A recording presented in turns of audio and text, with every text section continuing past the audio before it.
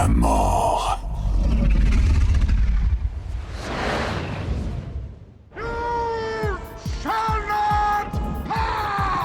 Bienvenue au podcast Premier Visionnement. It began with the forging of the Great Rings. Aujourd'hui, on parle de la franchise Le Hobbit I have never used a sword in my life. And I hope you never have to. et Le Seigneur des Anneaux. 3 were given to the elves, 7 to the dwarf lords, and 9 rings were gifted to the race of men. Bien entendu, avant de mettre vos écouteurs magiques et d'écouter le podcast, je vous suggère d'écouter le film, car on va le spoiler complètement. But they were all of them deceived, for another ring was made. Bonne écoute. Bienvenue à Erebor. Aujourd'hui, on parle du Hobbit, La désolation de Smaug. sorti en 2013 et réalisé par Peter Jackson, avec Martin Freeman, Richard Armitage, Ian McKellen, Ken Stott, Stephen Hunter, Aidan Turner, Orlando Bloom, Evangeline Lilly, Michael Persbrandt, Luke Evans, Lee Pace, Ryan Gage, Stephen Fry et Benedict Cumberbatch.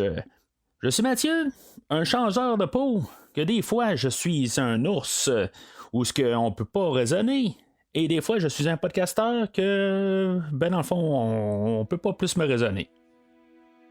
Alors, bienvenue dans la rétrospective du Hobbit et du Seigneur des Anneaux. On est rendu là, à mi-chemin là, dans la trilogie là, de Peter Jackson du Hobbit. La semaine prochaine, on va couvrir la finale de cette trilogie-là. Trilogie qui ne devait pas être une trilogie au départ. Dans le fond, Peter Jackson est arrivé avec un script là, avec 2 films, puis New Line lui a demandé de faire 3 films. Fait que le film d'aujourd'hui va être pas mal le film qui va avoir plus élaboré le 3e film. C'est sûr que lui il a repris son script, il a juste comme rajouté là, des petites affaires au travers du film là, pour faire un 3e film, mais selon les dires du réalisateur, c'est le film qui a mangé plus. Qui a mangé, c'est plus qui a peut-être régurgité plus de nouveaux matériel pour faire un 3e film. C'est lui qui va considérer plus le 3e film. En écoutant le commentaire audio, vers la mi-chemin du film, où ce qui se ramasse au village là, du lac, c'est là que le premier film devait terminer originalement, puis finalement, on a coupé ça, on a ramené ça un peu plus tôt pour mettre ça au milieu du film, là, puis élargir là, pour faire un 3e film. Mais, tu sais, aujourd'hui, là, je pense qu'on va parler beaucoup de la différence entre élaborer l'histoire de M. Tolkien ou de faire perdre notre temps en faisant certaines situations, puis, tu sais, en essayant là, de peut-être aiguiser la patience ou de savoir si maintenant il y a quelque chose là, qui est nécessaire à l'histoire. Mais il faut pas oublier des choses pareilles. On a des réalisateurs, puis des fois on a juste on va arriver puis facilement dire le réalisateur avait juste à tenir son point pour faire son film, mais en tant que tel, c'est pas le réalisateur qui a le portefeuille. La compagnie de production, elle arrive puis elle dit qu'elle veut ça comme produit, puis là, elle a des offres en guillemets là, de plusieurs réalisateurs pour faire le projet, puis dans le fond, il prend le réalisateur qui est prêt à faire le travail qui est demandé. C'est comme un appel d'offres. Dans le fond, ça marche ça dans les grosses lignes. Puis c'est ça, en bout de ligne, c'est la job de réalisateur là, il doit se trouver un travail. C'est sûr que l'autre côté, il aurait pu arriver puis dire je m'en vais tout court, c'est ça où ça marche pas. Mais c'est ça, en tant que tel, M. Jackson est arrivé puis il a décidé quand même là, de continuer sur le projet. Je sais pas si c'est une question là, quand j'ai parlé là, tout au début là, du podcast, quand je parlais là, de la franchise de Halloween. On avait Rob Zombie qui avait fait le remake de 2007. Puis quand on est arrivé pour vouloir faire la suite du remake, il était comme pas pour le projet pendant un certain temps, puis là, quand on commençait à garder des réalisateurs pour le succéder, il est retourné là, super rapide pour dire ah ben c'est beau, je vais le faire, je veux pas qu'il y ait quelqu'un d'autre qui nuise à ma vision de Halloween. Fait que je sais pas si c'est un peu ça qui s'est passé du côté de M. Jackson, quand on avait Guillermo del Toro qui devait réaliser là, le projet. J'ai pas vraiment d'informations là-dessus. Dans le fond, on n'essaie pas d'effacer le nom de Guillermo del Toro sur le projet. Même Jackson va en parler souvent là, que c'était lui qui était sur le projet avant lui, mais c'est tout un travail collaboratif pour amener là, le Hobbit là, à l'écran. Puis je trouve ça le fun quand même, quelque part. On n'est pas en train là, de tasser le monde en tant que tel. Là, on donne qu'est-ce qui est dû, dans le fond, à chaque personne. On gêne pas de le dire. Fait que j'apprécie beaucoup ça là, comme vision des choses. Mais en tout cas, avant d'embarquer là, dans le film, si maintenant vous êtes nouveau au podcast, rendez-vous sur premiervisionnement.com. Vous allez voir toute la rétrospective au complet. Si vous cliquez sur l'onglet là, du Hobbit et du Seigneur des Anneaux pour pouvoir télécharger directement tous les épisodes qui ont été faits. Là, dans le fond, on est rendu au 8e épisode dans cette rétrospective-là. Puis là, vous pouvez arriver et dire, ben, c'est quoi ce 8e? On est rendu au 5e film. Au tout début de la rétrospective, j'ai couvert les 3 films animés là, de 77, 78 et de 1980 du Hobbit et du Seigneur des Anneaux et le Retour du Roi. Des 3 animés qui étaient sortis dans ces années-là. Fait que, dans le fond, c'était pour rajouter à la rétrospective d'aujourd'hui. Fait que rendez-vous sur premiervisionnement.com pour pouvoir télécharger ces épisodes-là directement. C'est sûr que vous pouvez utiliser là, Castbox ou n'importe quelle autre application de téléchargement. C'est juste que ça vous facilite la tâche de pouvoir voir qu'est-ce qui a été fait pour cette rétrospective-là. Et en même temps, voir d'autres rétrospectives qui ont été faites au courant des années, comme la franchise des Star Wars, de John Wick, de Halloween que je viens de parler, puis bien d'autres franchises en allant directement sur le site internet, puis dans le fond, là, de tout déchiffrer là, le 360 et quelques épisodes que le podcast a fait là, à ce jour.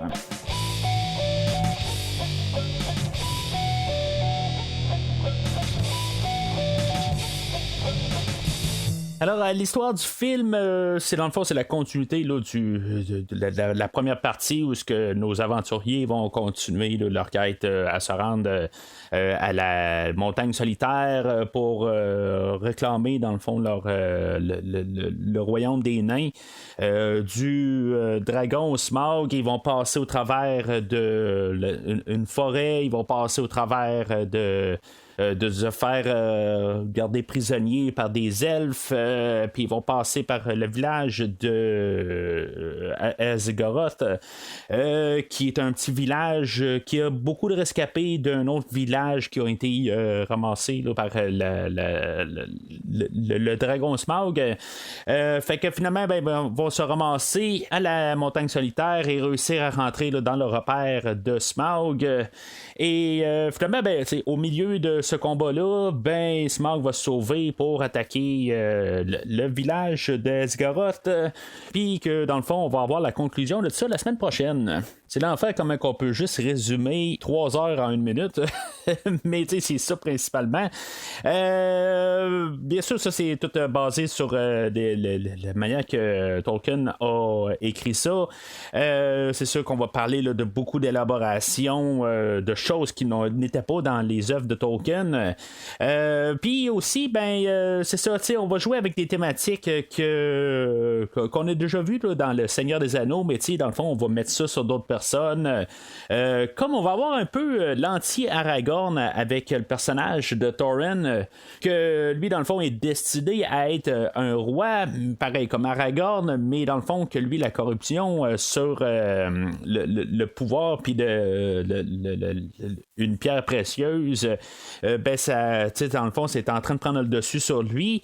Aragorn, c'est un peu l'inverse, dans le fond, où dans le fond, il voulait pas du du pouvoir, dans le fond. C'est juste un peu un concours de circonstances. Fait qu'il va jouer avec ça. Puis, dans le fond, en parallèle, là, je parle de possession. On va jouer beaucoup de ça. Où ce que lui, dans le fond, il veut avoir cette pierre précieuse. Qui ramène un peu à l'idée là, du Seigneur des Anneaux avec le pouvoir avoir la fameuse anneau.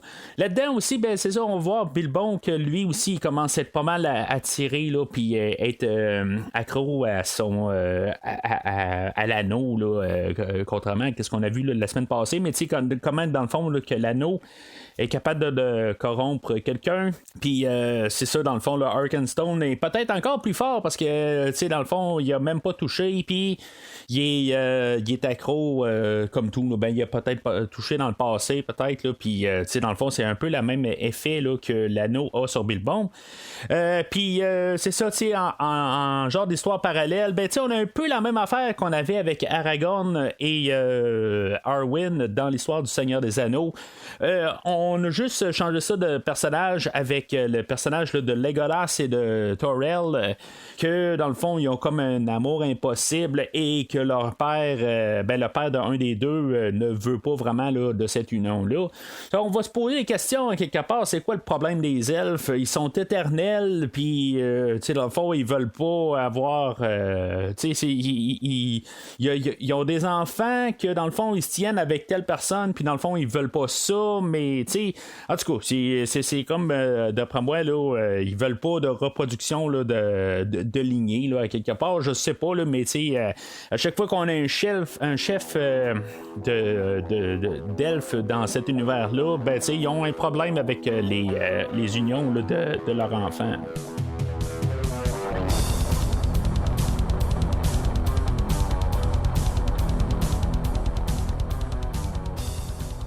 Alors, le film ouvre où ce qu'on a Thorin qui se promène dans le village de Bree.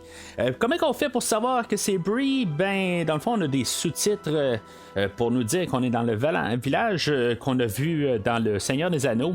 Tu sais, je me dis justement, quand j'ai découvert Le Seigneur des Anneaux, là, il y a à peu près un mois de ça, là, le premier film, on avait Peter Jackson qui refusait de mettre des sous-titres parce qu'en quelque part, je disais, là, c'était cliché de mettre des sous-titres.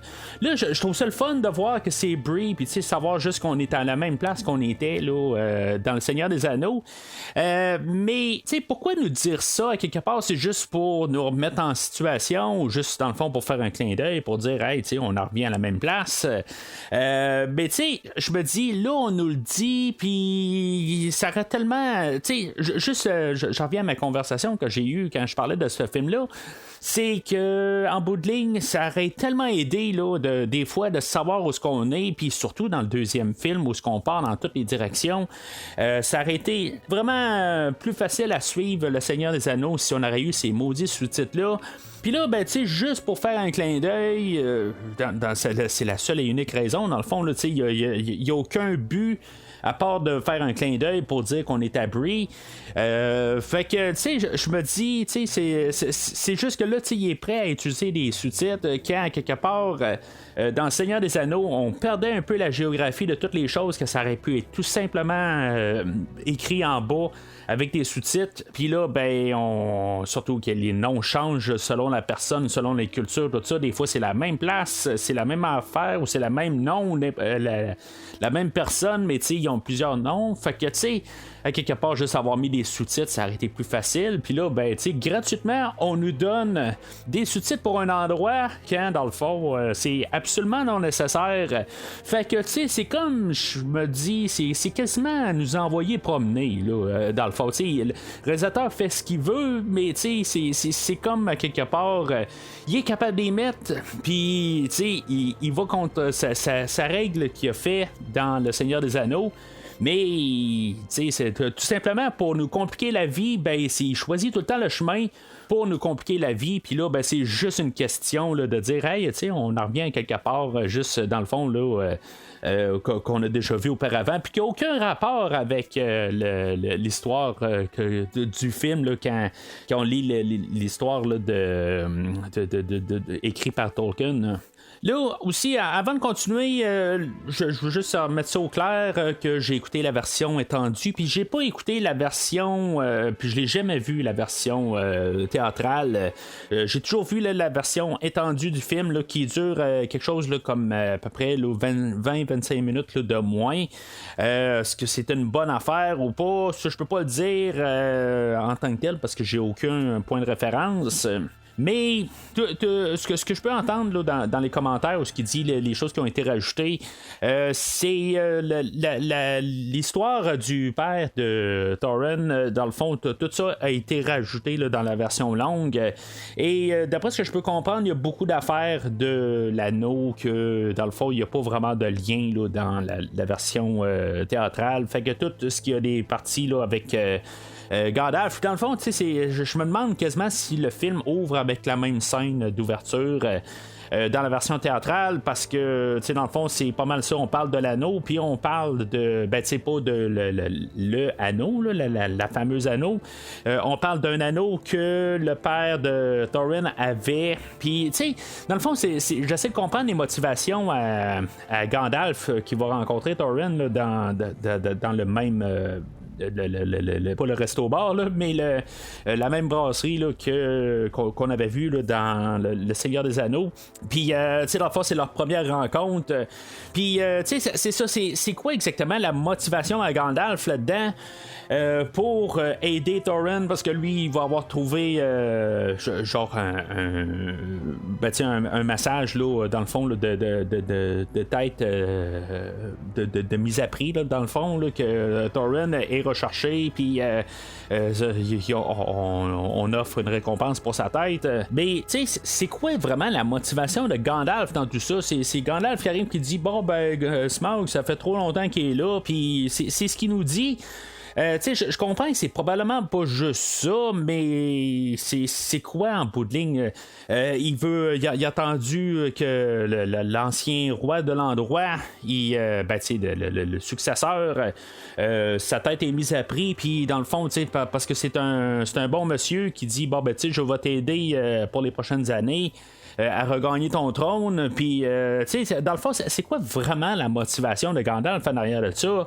Peut-être une motivation monétaire, c'est peut-être qu'on veut pas le dire quelque part, que dans le fond, il veut quand même une récompense monétaire pour l'aider, que finalement, il va être comme le bras droit du roi, que comme un peu qu'on a vu là, dans Le Seigneur des Anneaux là, avec Wormtongue, puis que dans le fond, ça va être le Wormtongue à Thorin une fois qu'il va avoir repris son royaume. Mais on va pas sur ce terrain-là, on veut juste montrer que Gandalf c'est un bon samaritain en bout de ligne, puis il dit regarde, je vais t'aider à regagner ton trône, puis dans le fond on va remonter là, toute la réputation des nains, puis il va quand même poser la question de la 7e anneau que son père Thrain avait lorsqu'il a disparu. Fait que en même temps, on nous donne l'idée là, qu'on va probablement voir qu'est-ce qui s'est passé avec Thrain au courant du film.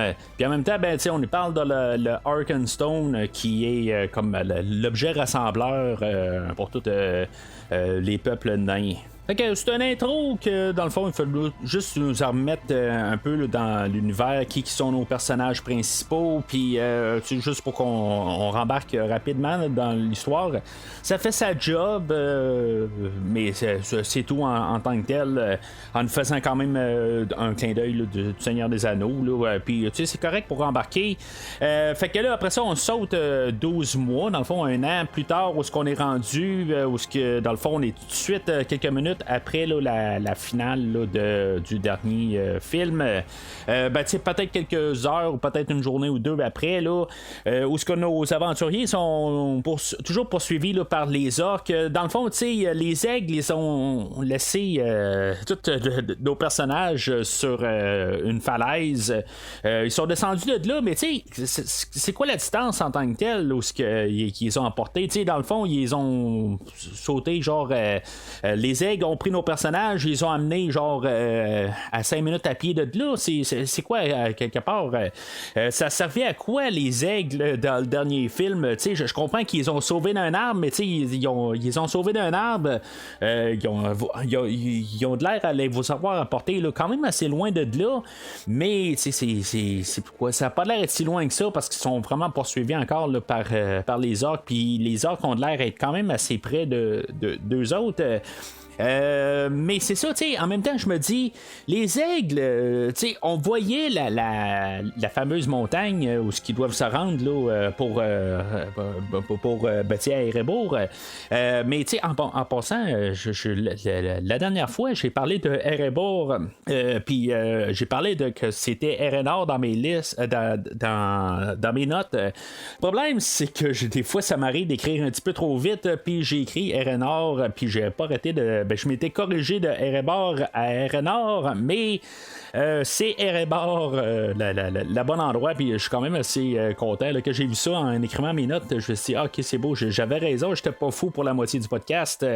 Fait que je me corrige dans le fond, puis j'essaie d'écrire un petit peu mieux dans mes notes pour éviter ces petites erreurs-là. Surtout que, des fois, juste un changement de lettre peut valoir dire un autre peuple, une autre personne, un autre. C'est dans cet univers-là, c'est tellement là, on fait juste jouer avec certaines syllabes, certaines. Juste des lettres ou des affaires de même qui font que ça change carrément le nom, puis surtout comme les noms des nains où on a Oin, puis Gloin, puis des noms qui riment ensemble, Philly, Kili. C'est juste une lettre qui fait que c'est une personne différente là, c'est pas que c'est vraiment important tout le temps, mais c'est juste pour l'univers là, pour essayer de garder ça là, en plus avec une constance là. Mais en revenant aux aigles, dans le fond on voyait où ce que Erebor, où ce que c'est situé, c'était pas si loin que ça. On s'entend que si les aigles y auraient demandé, ils avaient voulu, dans le Seigneur des Anneaux, ok, bon, les aigles, ils pouvaient pas amener directement là, nos personnages au Mount Doom pour une question de danger avec les orques, que dans le fond, les aigles auraient été descendus le temps de s'y rendre. Ok. Mais là, on n'est pas dans le Seigneur des Anneaux, on part pas au travers du Mordor, puis il n'y a pas plein d'armées qui attendent les aigles. Là, c'est quoi qui les empêche de les amener carrément là? C'est Peter Jackson, les aigles, je pense. Dans le fond, ils nous en donnent, mais ils veulent juste nous écœurer un peu en nous donnant là, juste des choses, mais en nous forçant dans une situation. En tout cas, c'est ce que j'ai un peu l'impression que c'est, quelque part. Là, je suis méchant avec M. Jackson, parce qu'en bout de ligne, il nous fait le film, puis dans le fond, lui, il essaie juste d'avoir sa job. Mais, c'est ça, à quelque part, ils ont pas vraiment là, ils veulent juste élaborer l'histoire en bout de ligne. C'est tout simplement pour ça, parce qu'il n'y a aucune raison valable qui fait que les aigles ne peuvent pas les apporter. C'est pas comme si c'est une grosse distance à quelque part. On le voit. Ça va être quoi? Ça va être 1 heure pour les aigles ou quelque chose de même. Il arrive pour les sauver en dernière minute. Le danger était là. Puis là, juste pour partir directement là, vers la montagne solitaire, c'est quoi le danger en bout de ligne? Il n'y en a pas. On le voit. Là, c'est juste... on voyait ça à la fin du dernier film. Fait que, en tout cas, c'est comme si le dernier 5 minutes n'a pas eu vraiment lieu. La dernière fois, puis là, on reprend exactement, là, sont poursuivis par les orques. Je comprends qu'il y a une petite longueur d'avance, mais les orques réussissent à quand même arriver là, à les rattraper. Là, sont vraiment là, à quelques minutes, une fois qu'ils arrivent là, à la maison là, de Beorn. Dans le fond, c'est l'idée là, de Gandalf, où il dit qu'il y a une maison là, où ils peuvent aller se réfugier. Ces terres sont infestées d'orques. Leur nombre ne cesse d'augmenter. Et vous êtes à pied. Vous n'atteindrez jamais la forêt noire vivant. Je n'aime pas les nains.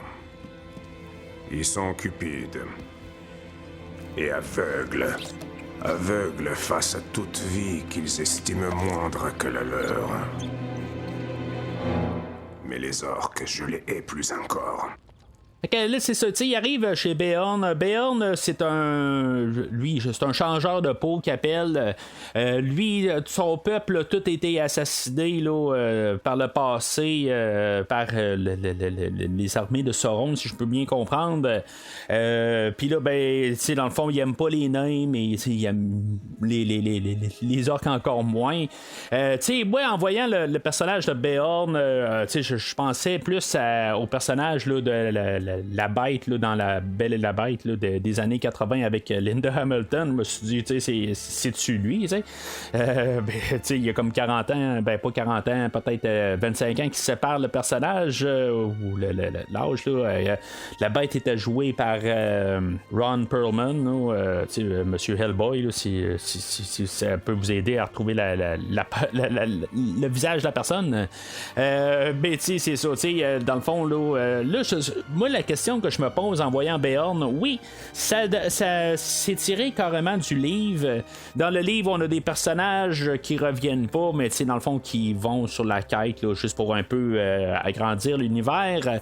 Là, je me dis, pareil, là, on fait un film. Est-ce qu'il va y avoir une suite au personnage de Beorn? Parce qu'en bout de ligne, tu sais, il va lui donner des chevaux pour se rendre à la forêt de Mirkwood, mais en même temps, tu sais, c'est la scène après. Tu sais, il dit, ah ben, tu sais, je vous envoie là, à la forêt de Mirkwood. Puis c'est ça, tu sais, c'est pas comme si il a ouvert une porte en bout de ligne, tu sais, il a juste dit allez là. Puis là, je me dis, ben nos personnages sont perdus, mais en bout de ligne, j'ai de la misère un peu à comprendre comment que tu peux être perdu quand t'as des plaines ou tu sais, je veux dire, t'as le soleil qui est en train de, tu sais, je veux dire, c'est juste la base un peu, tu sais, tu suis le soleil, ben tu sais, ok, peut-être que moi je suis un gars qui en tant que tel qui se perd pas facilement là, tu sais, honnêtement, tu sais, j'ai comme toujours un genre de compas dans ma tête, puis j'ai toujours le sens de l'orientation, c'est plus le sens que le terme que je cherche. Puis c'est ça, tu sais, je me dis, ben de toute façon, dans toute l'équipe, il doit bien y en avoir un qui a le sens de l'orientation, puis que, tu sais, il se dit pas, ok, la montagne solitaire est là, puis, tu sais, je sais pas, tu sais, ils sont perdus. C'est ce qu'il dit, mais ils l'ont vu, là, tu sais, leur compas, ils montraient, là, tu sais, la montagne est là, fait que, tu sais, tu vas vers là. Mais, en tout cas, ils ont besoin de lui, là, pour les amener, là, à la forêt de Mirkwood.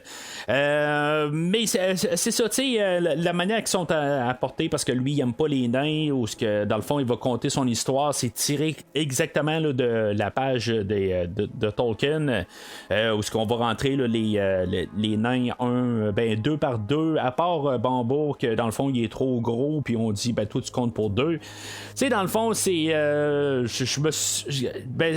comme j'ai fait la semaine passée, j'ai réécouté là, cette section du film, dans le fond la version de Tolkien dans le livre, dans le fond là, c'est quelque chose comme un 2-3 heures d'écoute, puis juste pour rembarquer, puis tu sais un peu revoir un peu des contextes, puis je me suis dit je sais pas si ben tu sais j'avais pas vraiment remarqué là, à la première écoute comment que Bombo dans le fond là, il était dénigré à cause de sa grosseur, puis tu sais si mettons dans le livre ou si dans le film on va le faire justement parler là, de sa grosseur, fait que on le néglige pas en tant que tel, tu sais Bombo le plus gros de la gang, c'est dans le fond il y a des fois les s'endort, puis on va jouer avec ça, tu sais dans le fond c'est un peu là, de l'humour enfantin.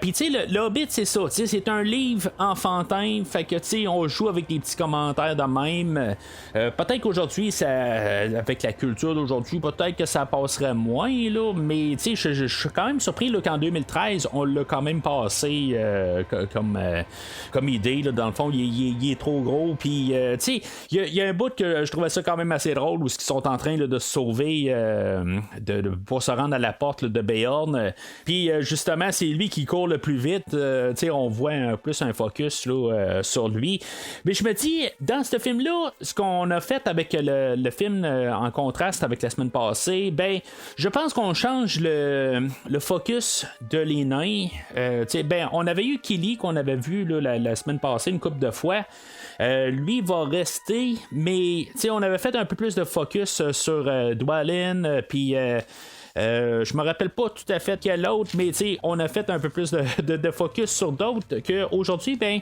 on va plus faire le focus sur Bumbo.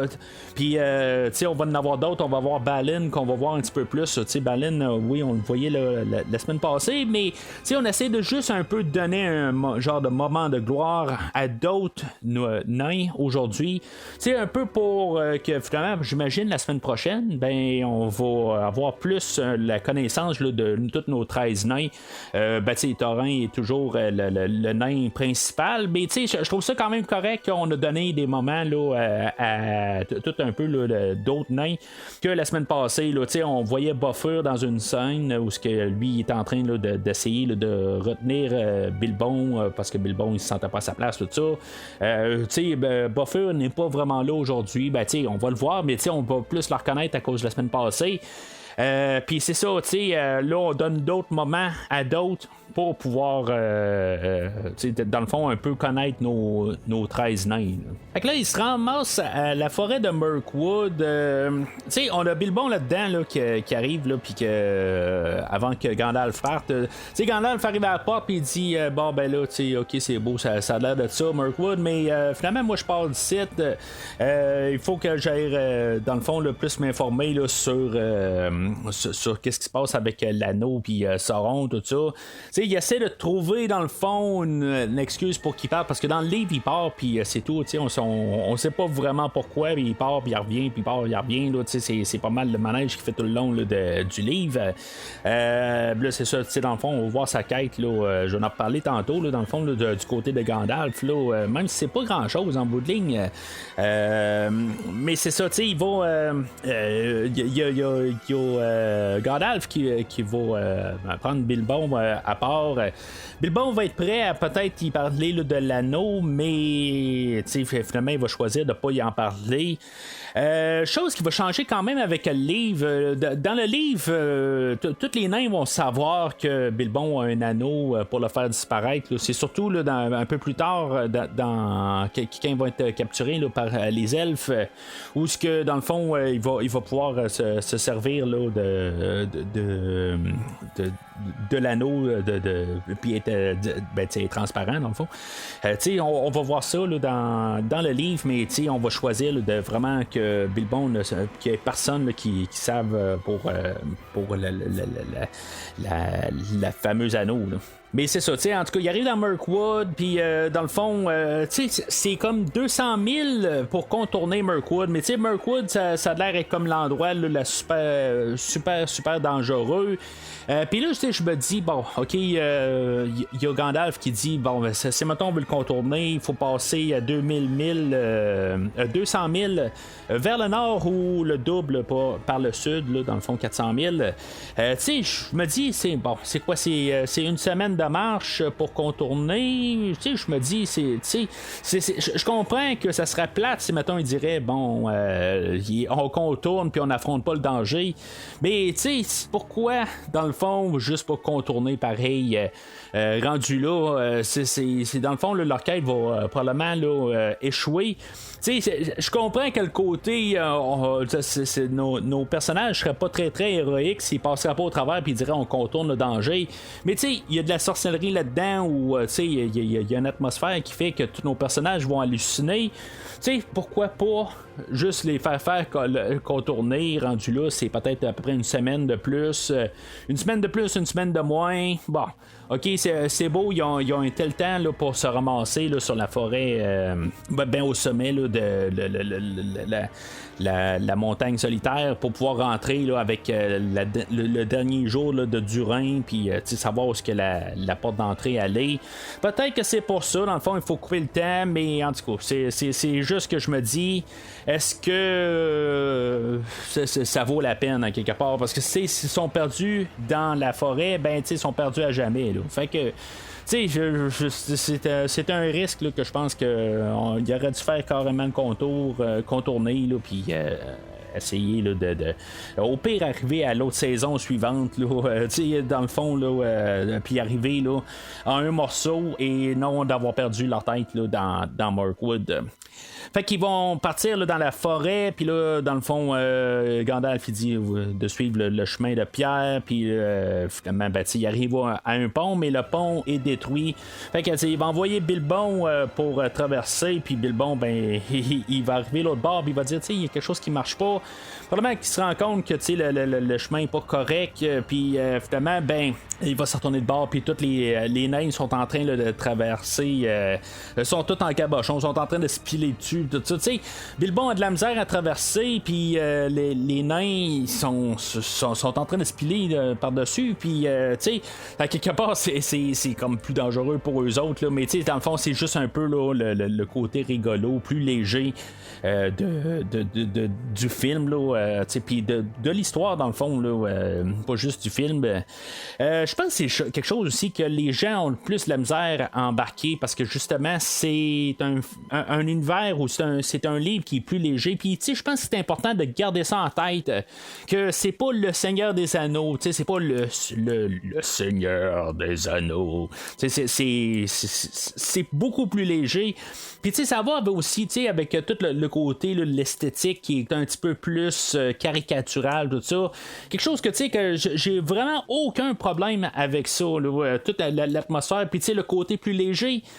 En ayant lu le livre avant, puis en le relisant là, pour toujours lire, c'est écouter pour moi, là, mais en embarquant là-dedans, c'est ça, je veux dire, je comprends que c'est le côté plus léger de cet univers-là.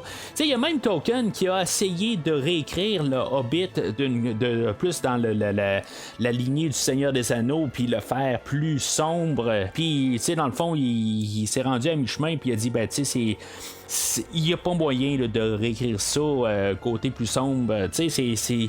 Il voulait pas en tant que tel, puis c'est ça à quelque part. Fait que gardons la source, puis restons dans cet univers-là. Une fois que Sauron est là, puis dans le fond, c'est correct. C'est là où que, dans le fond, le monde s'assombrit, puis c'est là où que ça devient plus dangereux. Puis c'est un peu des problèmes que j'ai avec le film d'aujourd'hui.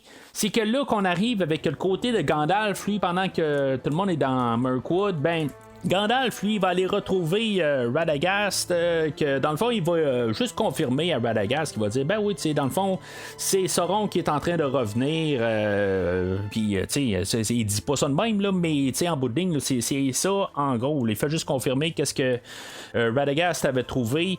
En même temps, la semaine passée, je me disais, je me rappelle pas d'avoir entendu Radagast dans le livre, mais effectivement, je l'ai entendu, dans le fond, au même endroit là, dans le film, quand il se présente, là, je pense que c'est à Béorn, il me semble que quand il se présente, il va parler de Radagast. C'est la même maudite affaire dans le film puis dans le livre. C'est là où on parle de Radagast dans l'histoire du Hobbit. Fait que dans le fond, on a pris quand même quelque chose là, qui existait dans le livre. Mais c'est ça, on a élaboré tout ça.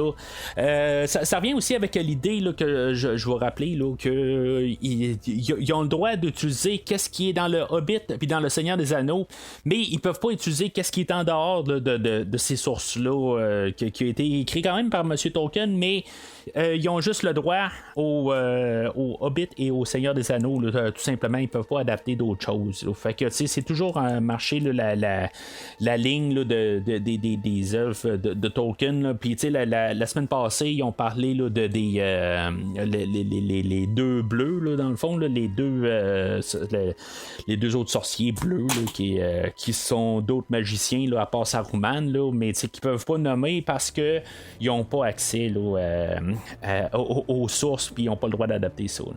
Mais c'est ça. Fait que Gandalf, lui, sa quête, là, c'est ça. C'est de dans le fond, d'essayer là, de savoir si vraiment Sauron veut revenir. Puis, tu sais, là, plus tard, il va y avoir Sauron qui va se pointer, là, tu sais, dans le fond, là, c'est pas mal, c'est toutes des grosses scènes, mais dans le fond, pour juste revoir juste un peu la réintroduction au Seigneur des Anneaux. Je sais pas si c'est une bonne affaire, ça. Parce que dans le Seigneur des Anneaux, il y a 60 ans plus tard, dans le fond, où il s'est passé quoi en 60 ans. C'est sûr que là, j'aimerais savoir j'ai hâte d'avoir la semaine prochaine pour voir c'est quoi le lien avec Sauron, quelque part. Parce que là, il faut qu'il y ait une genre de réponse définitive pour Gandalf pour dire, Sauron, c'est beau, il est parti à tout jamais. Parce que là, c'est quoi que Gandalf a fait pendant ses 60 ans? Puis, c'est quoi qu'il arrive que... Parce que 60 ans plus tard, Gandalf arrive, puis, il est pas tout de suite sur l'anneau, là, c'est pas son objectif primaire en partant, là, quand on a le Seigneur des Anneaux qui commence. Fait que, en tout cas, peut-être qu'on va changer les motivations en Gandalf, là, dans l'histoire du Seigneur des Anneaux. Là, peut-être que on va trouver une raison pourquoi il est retourné vraiment là, à Hobbiton dans le Seigneur des Anneaux, mais je commence à avoir peur de ça un petit peu là, quand je vois toute cette histoire-là, parce que là, ça a l'air d'être toute une grosse histoire de Sauron quand on n'a pas Sauron. En bout de ligne, Sauron va il va pas revenir, là, mais il va être encore en train de vouloir revenir dans le Seigneur des Anneaux, mais je sais pas, je pense que c'est carrément une gaffe d'essayer d'embarquer Sauron dans l'histoire aujourd'hui. Je pense qu'on aurait dû juste laisser le doute planer, comme on a fait un peu là, dans le premier film, puis c'est tout. Là, commencer à vraiment voir Sauron dans l'histoire, là, c'est là que ça... Je trouve que là, on va peut-être un peu trop loin. Mais je comprends qu'on essaie de trouver quelque chose à faire à Gandalf. On veut lui donner une histoire, parce que dans le livre, il est pas là. Il est pas là du tout, il est parti. Mais on va lui donner son moment, là. Il va avoir un moment, là. Il va trouver Thrain, le père à Thorin, où ce que Thrain, il va lui dire que là, dans le fond, tu as fait une gaffe d'essayer d'amener Thorin sur la montagne solitaire là, à Erebor pour dans le fond pour essayer de réclamer là, son trône.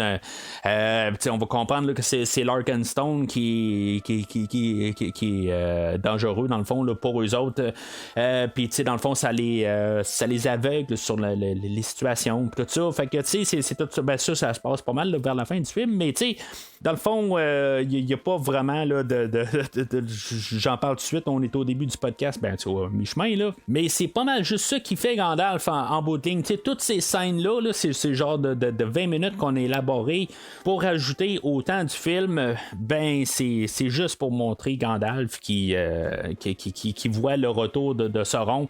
Puis là-dedans, on a un peu là, un genre de peut-être un clin d'œil là, à la scène là, de You Shall Not Pass là, du premier film là, de Peter Jackson dans Le Seigneur des Anneaux là, puis en tout cas c'est un peu ça là, puis on sait qu'est-ce qui s'est passé avec le père là, de Thorin, puis que finalement lui éventuellement là, va vraiment quitter définitif, puis dans le fond il était juste dans Dol Guldur, il était perdu à cet endroit là, puis dans le fond il y avait comme des illusions tout alentour de l'endroit, puis dans le fond il a comme perdu un peu la tête là, puis il était perdu là, pendant tout ce temps-là. Mais c'est ça, cette histoire-là, comme la plupart de toutes les histoires d'aujourd'hui, dans le fond, c'est comme une introduction à l'histoire, puis qui va être résolue là, la semaine prochaine. Fait que, moi, la semaine prochaine, je me rappelle pas du tout là, du film. Je sais qu'il y a la bataille des 5 armées. Puis c'est à peu près ça en bout de ligne. Qu'est-ce qui va se passer? Là, je me rappelle du livre parce que je l'ai écouté là, il y a à peu près 2 mois de ça. Mais à part de ça, qu'est-ce qui se passe visuellement là, avec Thorin puis Bilbon, je me rappelle de quelques petites affaires là, mais en bout de ligne, j'ai pas vu la version que je vais parler la semaine prochaine. J'ai vu juste la version cinéma, j'ai pas vu la version longue. Fait que même, je me rappelle même pas si on a vu Sauron ou que c'est cette histoire là dans la version théâtrale. Dans le fond, c'est toute la version que au cinéma, c'est en 2014. Fait que c'est très loin dans mes mémoires. Puis suite à ça, j'ai pas mal tout flushé toutes mes mémoires là, du Seigneur des Anneaux là, par la suite. Fait que la semaine prochaine, même si j'ai un peu des idées qui sont peut-être reliées avec ma réécoute là, du livre, honnêtement, je sais pas vraiment à quoi m'attendre. Là. En ayant écouté là, le livre, je sais où est-ce qu'on s'en va, point de vue narratif, mais qu'est-ce qui va se passer dans les subtilités, puis qu'est-ce que Jackson a rajouté, là, j'ai absolument aucune idée là, de qu'est-ce qu'on va parler la semaine prochaine. Fait qu'on va retourner à nos nains. Eux autres, c'est ça, sont dans Mirkwood, puis là, ils commencent à avoir des étourdissements. Il y a Bomba que lui s'est endormi en train là, d'essayer de traverser là, la rivière, puis dans le fond, ils deviennent tous un peu ensorcelés. Là, il y a Bilbon qui utilise un petit peu sa tête, puis il se dit, regarde, je vais essayer de me sortir la tête en montant là, les arbres, puis essayer de savoir où est-ce qu'on s'en va. Puis je pense que quand il arrive en haut, c'est là où, dans le fond, il y a un peu il peut respirer là, de l'air frais, puis dans le fond il est désensorcelé un peu, fait que quand il revient, il redescend, puis là, dans le fond il se rend compte que toutes les dés ont été attaquées là, par des araignées, des araignées géantes là. Ça rappelle un peu Shelob à la fin là, du Retour du Roi. Puis, dans le fond, on va avoir Bilbon qui va se battre contre une couple d'araignées. Puis c'est là où il va nommer là, son épée, là, Sting. Parce que là, quand il met l'anneau, c'est là où il va entendre qu'est-ce que les araignées disent.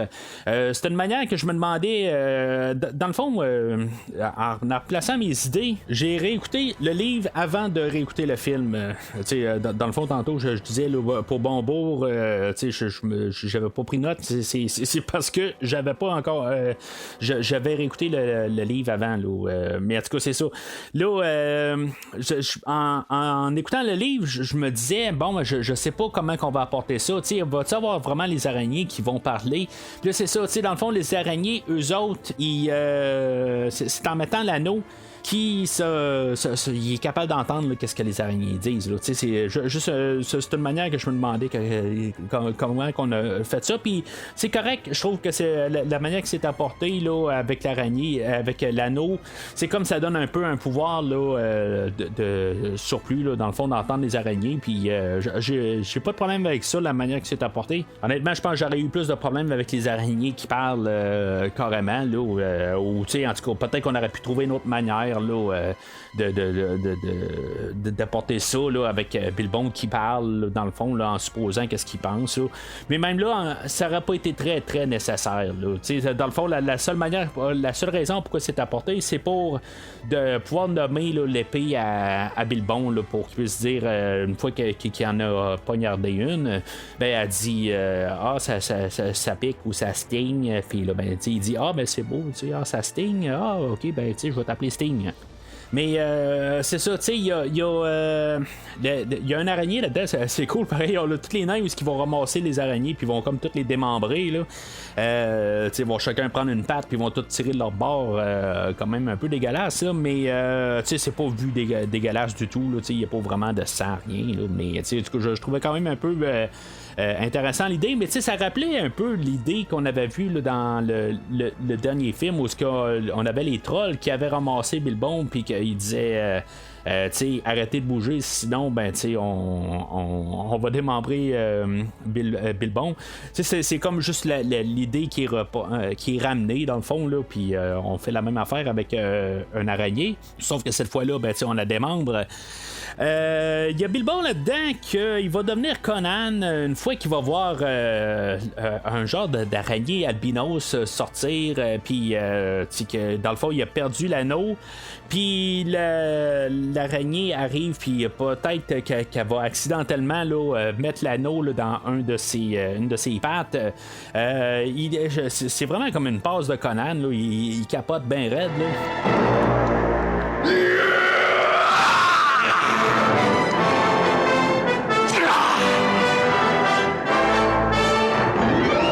Je trouve que c'est quand même une bonne idée un peu, tu sais, c'est vraiment pour amener un peu l'idée là, du Seigneur des Anneaux, comment que ça corrompt la personne, là, tu sais, puis il va dire là, c'est son précieux, puis tout ça, là, tu sais, c'est juste un peu pour apporter là, cette idée-là. Comment que dans le fond il est comme déjà ensorcelé là, par l'anneau là, mais ça apporte pas beaucoup là, dans tout le film là, on le voit une couple de places là, où il va garder l'anneau là, puis dans le fond il commence à être embarqué là, par dans le fond ensorcelé là, comme je dis là, mais en tout cas c'est juste pour faire un peu une idée là, puis que ça colle avec le Seigneur des Anneaux. C'est quand même important quelque part là, de juste pas oui on peut adapter là, le livre du Hobbit, puis tout son ton, puis tout ça, mais l'autre côté, il faut que ça matche avec le Seigneur des Anneaux, il faut que ça colle, c'est comme un peu quand même, puis je peux pas fauter non plus là, Peter Jackson, de vouloir faire sa vision du Hobbit, mais en même temps, il est contraint par qu'est-ce qu'il a fait avec le Seigneur des Anneaux, puis l'attente du public, puis tout ça ensemble, il faut que tu essayes de mélanger tout ça ensemble. Là. Fait que c'est quand même là, tout le temps une ligne à suivre en tant que tel. Puis le Hobbit, la version livre a été, oui, elle a été un petit peu ajustée quand Tolkien a écrit le Seigneur des Anneaux. Il avait changé toute la scène un peu de Gollum, que de Gollum. Initialement, il donnait l'anneau à Bilbon, puis tout finissait bien là, entre les deux personnages. Puis là, il avait changé ça là, une fois qu'il avait écrit là, le Seigneur des Anneaux, ou peut-être pendant qu'il est en train d'écrire le Seigneur des Anneaux, il a changé tout ce chapitre-là pour montrer que dans le fond, là, Bilbon a trouvé l'anneau, puis dans le fond, ça détruit l'univers à Gollum, pour dans le fond ramener Gollum dans le fond, que tout le personnage a été changé pour l'histoire du Seigneur des Anneaux, mais c'est ça, il faut quand même tout rentrer ça là, un dans l'autre, mais dans l'Hobbit, c'est ça, à part ça, tout restait quand même initial, comme l'anneau, que justement, comme j'ai dit tantôt, l'anneau, les nains étaient au courant de tout ça dans l'histoire, qui utilisaient l'anneau pour essayer là, de sauver là, les nains là, de leurs cellules, tout ça, il était au courant, mais c'est ça, avec tout ça, ben là, il faut que ça rentre plus avec le Seigneur des Anneaux, puis on a fait des modifications. Je pourrais te tuer, mais n'en doute pas. Et avec grand plaisir. Rendez-moi ça, c'est personnel. Qui est-ce? Ton frère? C'est mon épouse. Et c'est quoi cette horrible créature? Un gobelin mutant? C'est mon jeune garçon, Gimli. Fait que là, on a des elfes qui arrivent un peu de nulle part, qui viennent secourir nos personnages. Dans le fond, on a un retour de Legolas, joué par Orlando Bloom. Ce que je vais pouvoir dire là-dedans, c'est que je pense que le personnage de Orlando Bloom, Legolas, ce qui va être le fun, c'est qu'il va avoir un peu d'élaboration sur le personnage, quelque chose qu'on n'avait pas vraiment eu, là, à part être l'atténueur de tension dans le Seigneur des Anneaux avec Gimli, où dans le fond il était toujours en train là, de se lancer là, des défis dans le fond là, puis c'était juste un petit peu là, pour que ça soit toujours allégé le ton. Mais honnêtement, là, c'est le même acteur, c'est le même personnage, mais ce Legolas-là, aujourd'hui, là, on essaie de mettre un petit peu plus d'histoire, puis là, on va voir c'est qui son père, puis tout ça. Je sais pas trop... Je sais pas, je traite pas du tout, là. Honnêtement, là, ça me fait un peu questionner si c'est vraiment, là, c'est quoi ces modifications, là, dans le Seigneur des Anneaux. Là, on voit que c'est genre le fils à papa, quelque part, puis... dans le fond, c'est le fils de l'elfe chef là, de ceux-là qui vont ramasser, dans le fond, là, tous nos nains. Puis, dans le fond, son père, ben, c'est ça, Trendle, lui, c'est... dans le fond, c'est un genre de chef corrompu aussi. T'sais, il est pas bien mieux que Thrain. Il va parler de Thrain, que lui, dans le fond, il était corrompu par l'Arkenstone, puis qu'en bout de ligne, il voit juste l'argent, puis tout qu'est-ce qu'il y a là, à Erebor. Mais il est pas mieux. Là. Il est vraiment pas plus blanc là, en bout de ligne. Là. C'est sûr que en même temps, il a regardé le peuple des nains se faire ramasser par Smaug, puis il a rien fait. Puis lui, ben c'est ça aussi, de l'autre côté, il est prêt à ramasser les richesses d'Erebor, puis regarder tout le monde alentour s'effondrer, puis se dire, ben nous autres au moins on a de la richesse pour survivre à tout ça. T'sais. Fait que ses motivations là, sont aussi pires. Là, t'sais. Fait que on voit en même temps, il y a un bout où il capture un orc pour le questionner, puis il dit qu'il va le libérer, puis il va lui couper la tête, puis il dit ben oui, j'ai dit j'allais le libérer dans le fond de son corps avec la tête coupée. Fait que quelque part, juste avec ça, de toute façon, c'est la dernière scène qu'on le voit dans le film d'aujourd'hui, mais c'est clair que c'est pas un bon personnage là, dans le fond là, dans les lois d'un film là, c'est un méchant là, il n'y a aucun bon personnage qui fait ça là, à moins que tu t'appelles Arnold Schwarzenegger là, puis que dans le fond c'est une ligne à quelque part là, pour faire un punch là. Mais c'est tout là, c'est un personnage là, qui est corrompu, puis que je m'attends à ce qu'il meure sur le champ de bataille là, la semaine prochaine. Mais c'est ça, revenant à Legolas, honnêtement, j'ai pas d'attachement à ce personnage-là. Aujourd'hui, je trouve que il fait juste suivre ce que son père il dit de faire. Puis, sinon, ben, c'est Torel qui est là, que je sais pas. Il y a un genre de triangle amoureux qui va se faire avec Kili, puis Legolas et Torel.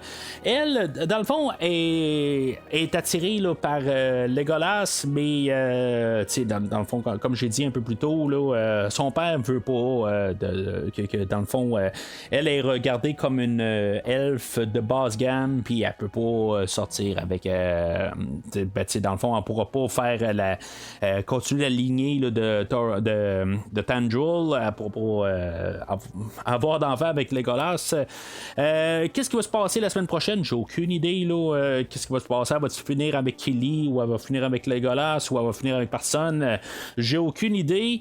Là, je me dis, avec ce personnage-là, joué par Evangeline Lilly, je me dis, est-ce que c'est une occasion manquée d'avoir ramené Arwen, qui était joué par Liv Tyler, que en bout de ligne, Liv Tyler, j'étais pas très très chaud à l'idée, la manière qu'elle s'était apportée là, dans le deuxième livre, puis le deuxième, troisième film, là, qu'en bout de ligne, bon, ben, c'est beau, c'est l'amour destiné de Aragorn, mais pourtant dans le film, c'est pas l'histoire qu'on nous donne, puis c'est juste parce que c'est écrit par Tolkien, mais en tout cas, c'est le fait que c'est le médium qui fait que ça l'aide pas avec la relation. Puis je me dis, peut-être que c'est une occasion manquée, qu'on aurait pu montrer le côté héroïque de Arwen, puis dans le monde, d'y faire quelque chose. Ok, je sais pas qu'est-ce que Liv Tyler elle faisait là, en 2010 là, ou 2011 là, quand on a commencé à filmer là, le Hobbit,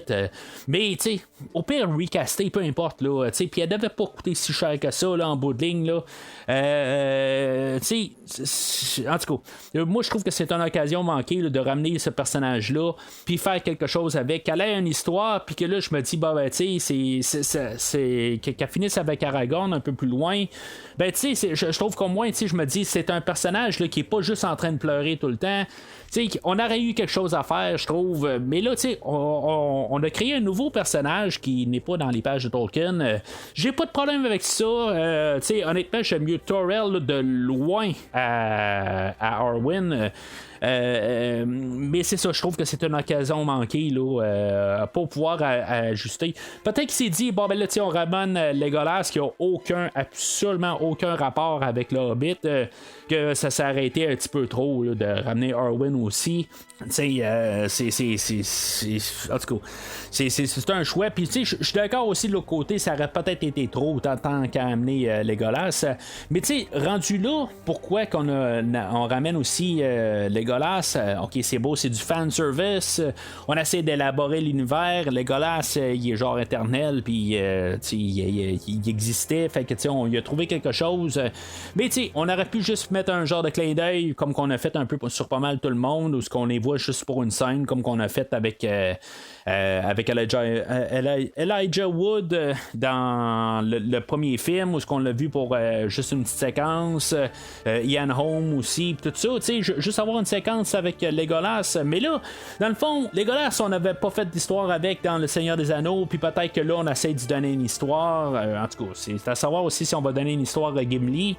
Gimli, on va y faire un petit passage éclair où on va voir là, son père là. C'est dans l'introduction de Legolas où il va approcher là, son père, puis il va regarder sur lui, il y a des photos de sa femme et de son enfant, puis c'est juste nous faire un clin d'œil dans le fond là, il dit c'est qui cette horrible monstruosité qui est à côté de ta femme, puis il va dire c'est mon garçon Gimli. C'est juste dans le fond là, pour nous faire un clin d'œil. Puis tu sais, c'est correct en tant que tel, mais je sais pas, tu sais, j'adhère pas à Legolas là, dans le film aujourd'hui. Là. Fait que le père de Legolas, là, Thranduil, il va. Il va apporter là, Thorin devant lui, puis il va jaser un peu, puis tu sais, dans le fond, il dit il essaie là, de négocier avec pour les laisser aller, puis qu'en bout de ligne, ben, il rapporte l'Arkenstone, puis que dans le fond, il va inquiète pour les conflits qu'ils ont là, depuis plusieurs années. Puis bien sûr, ben, Thorin, lui, il embarque pas avec l'idée, là, il dit, dans le fond, t'as gardé mon peuple mourir, puis en bout de ligne, ben, les richesses qu'on a, ben, c'est à nous autres, tout ça. Fait que, dans le fond, on fait juste comme mettre de l'huile sur le feu, puis augmenter le conflit. Fait que tous nos nains vont être enfermés là, dans leur endroit. Là. J'ai pas le nom là, de l'endroit là, pour les elfes. Là. Fait que ils vont être enfermés. Puis là, ben, c'est là où qu'on va avoir où qu'on va avoir Torel qui est comme un peu le déchirant entre les deux. Là. Elle trouve qu'il à son goût, mais tu sais, c'est ça un petit peu quelque part. Là, elle a l'air à flirter avec tout le monde. Là. C'est comme ça que je vois ça. Elle a des yeux sur Legolas, mais elle voit Killy, puis là, il a de l'air d'un beau petit nain. Là, je comprends que quelque part, je sais pas, elle essaie de trouver une porte de sortie. Puis ça va revenir un peu là, avec le personnage là, de Erwin ou maudit nom là. Éowyn, qui était joué par Miranda Otto dans le film là, de Les Deux Tours puis Le Retour du Roi, que j'aurais vu plus Aragorn finir avec, mais sauf que dans Le Retour du Roi, ça finit que Adler a juste comme trouvé quelqu'un, elle trouve Aragorn à son goût, puis Aragorn Adler elle a trouvé à son goût pareil, mais à quelque part juste parce que c'est écrit que Aragorn doit finir avec Liv Tyler, ben que en bout de ligne, elle a fini avec les restants, puis a fini avec le frère de Boromir, là, Faramir. Puis je sais pas si on va faire la même affaire avec Toriel. Dans le fond, elle peut pas avoir Legolas, fait que là, elle trouve le restant en Killy. Puis, en tout cas, c'est ça qui se passe dans ma tête. À quelque part, on peut-tu juste. À quelque part, qu'il n'y a pas d'histoire d'amour là-dedans. Là, je pense que c'est ça, à quelque part, ça aurait été la solution à faire. Mais c'est ça, on a créé un personnage là, en bout de ligne va s'en aller nulle part en bout de ligne. Là, parce que, oui, la seule possibilité de la chose, c'est qu'elle finisse avec Kelly, parce que Kelly, au moins, il revient pas dans Le Seigneur des Anneaux. Là, c'est à savoir si Kelly va survivre la bataille des 5 armées. Honnêtement, je pense que lui va survivre parce que là, le film aujourd'hui est fait sur que Kelly est mourant puis qu'elle va le sauver. Fait que là, si mettons il meurt finalement, ben c'est comme à quelque part pourquoi que cette histoire-là a été fait dans le film d'aujourd'hui, puis que finalement, ben, il meurt. C'est quelque part, ça n'a pas le choix d'être un autre personnage qui meurt et pas lui. Là. Dans le livre original, il y a une coupe, il y a peut-être 4 nains qui meurent. Là, je me rappelle pas exactement le chiffre là, qui vont mourir là, dans la bataille des 5 armées. Mais en tout cas, on va savoir aussi dans la version Jackson comment il y en a qui meurent. Puis y a-tu juste Torrent qui va mourir? Je suis pas mal sûr qu'on va garder cet élément-là. Mais en tout cas, spoiler, si vous écoutez le podcast sans avoir écouté le film, là, je m'excuse totalement. Là. Mais en même temps, peut-être qu'on a changé ça aussi là, avec dans la version Jackson. Mais ça c'est une autre affaire. Kelly, un peu plus loin, il va se faire empoisonner par le même genre d'empoisonnement là, que Frodon dans le Seigneur des Anneaux. Puis Frodon, va réussir à survivre. Non, plutôt Kelly va réussir à survivre. Puis c'est ça, à quelque part, pauvre Frodon. À quelque part, rendu là, il arrive 60 ans plus tard, puis on n'a pas réussi à trouver de cure à ça. Puis en bout de ligne, il va être mourant là, pour le restant là, des 3 films là, des Seigneurs des Anneaux. Mais Kelly là, va avoir réussi à survivre. Fait que, c'est juste comment les choses vont. C'est quelque chose que, on a essayé de rapporter ça, mais c'est ça, on nous le dit là, qu'il était blessé là, par un arme, là, la même affaire là, que Frodon. Le fait que de Morgul ou quelque chose de même, là, c'est le même genre d'empoisonnement. Fait que là, elle va trouver là, de l'Atelas, qui est genre du persil, là, quelque chose qui ressemble à ça, là, que Buffer va y apporter. Là, je saute un petit peu vers la fin du film, là, mais juste pour conclure un peu cette histoire-là. Là, lui il va être guéri. En tout cas, je suppose qu'il est guéri parce qu'à quelque part, ça finit là, leur histoire. Là, on ne voit pas là, jusqu'à la fin du film à partir de là. Comme pas mal toutes les histoires aujourd'hui. Là. C'est vraiment comme un pont entre le premier film et le deuxième film, le troisième film là, aujourd'hui. Fait que Bilbon, il s'infiltre dans le royaume là, des elfes.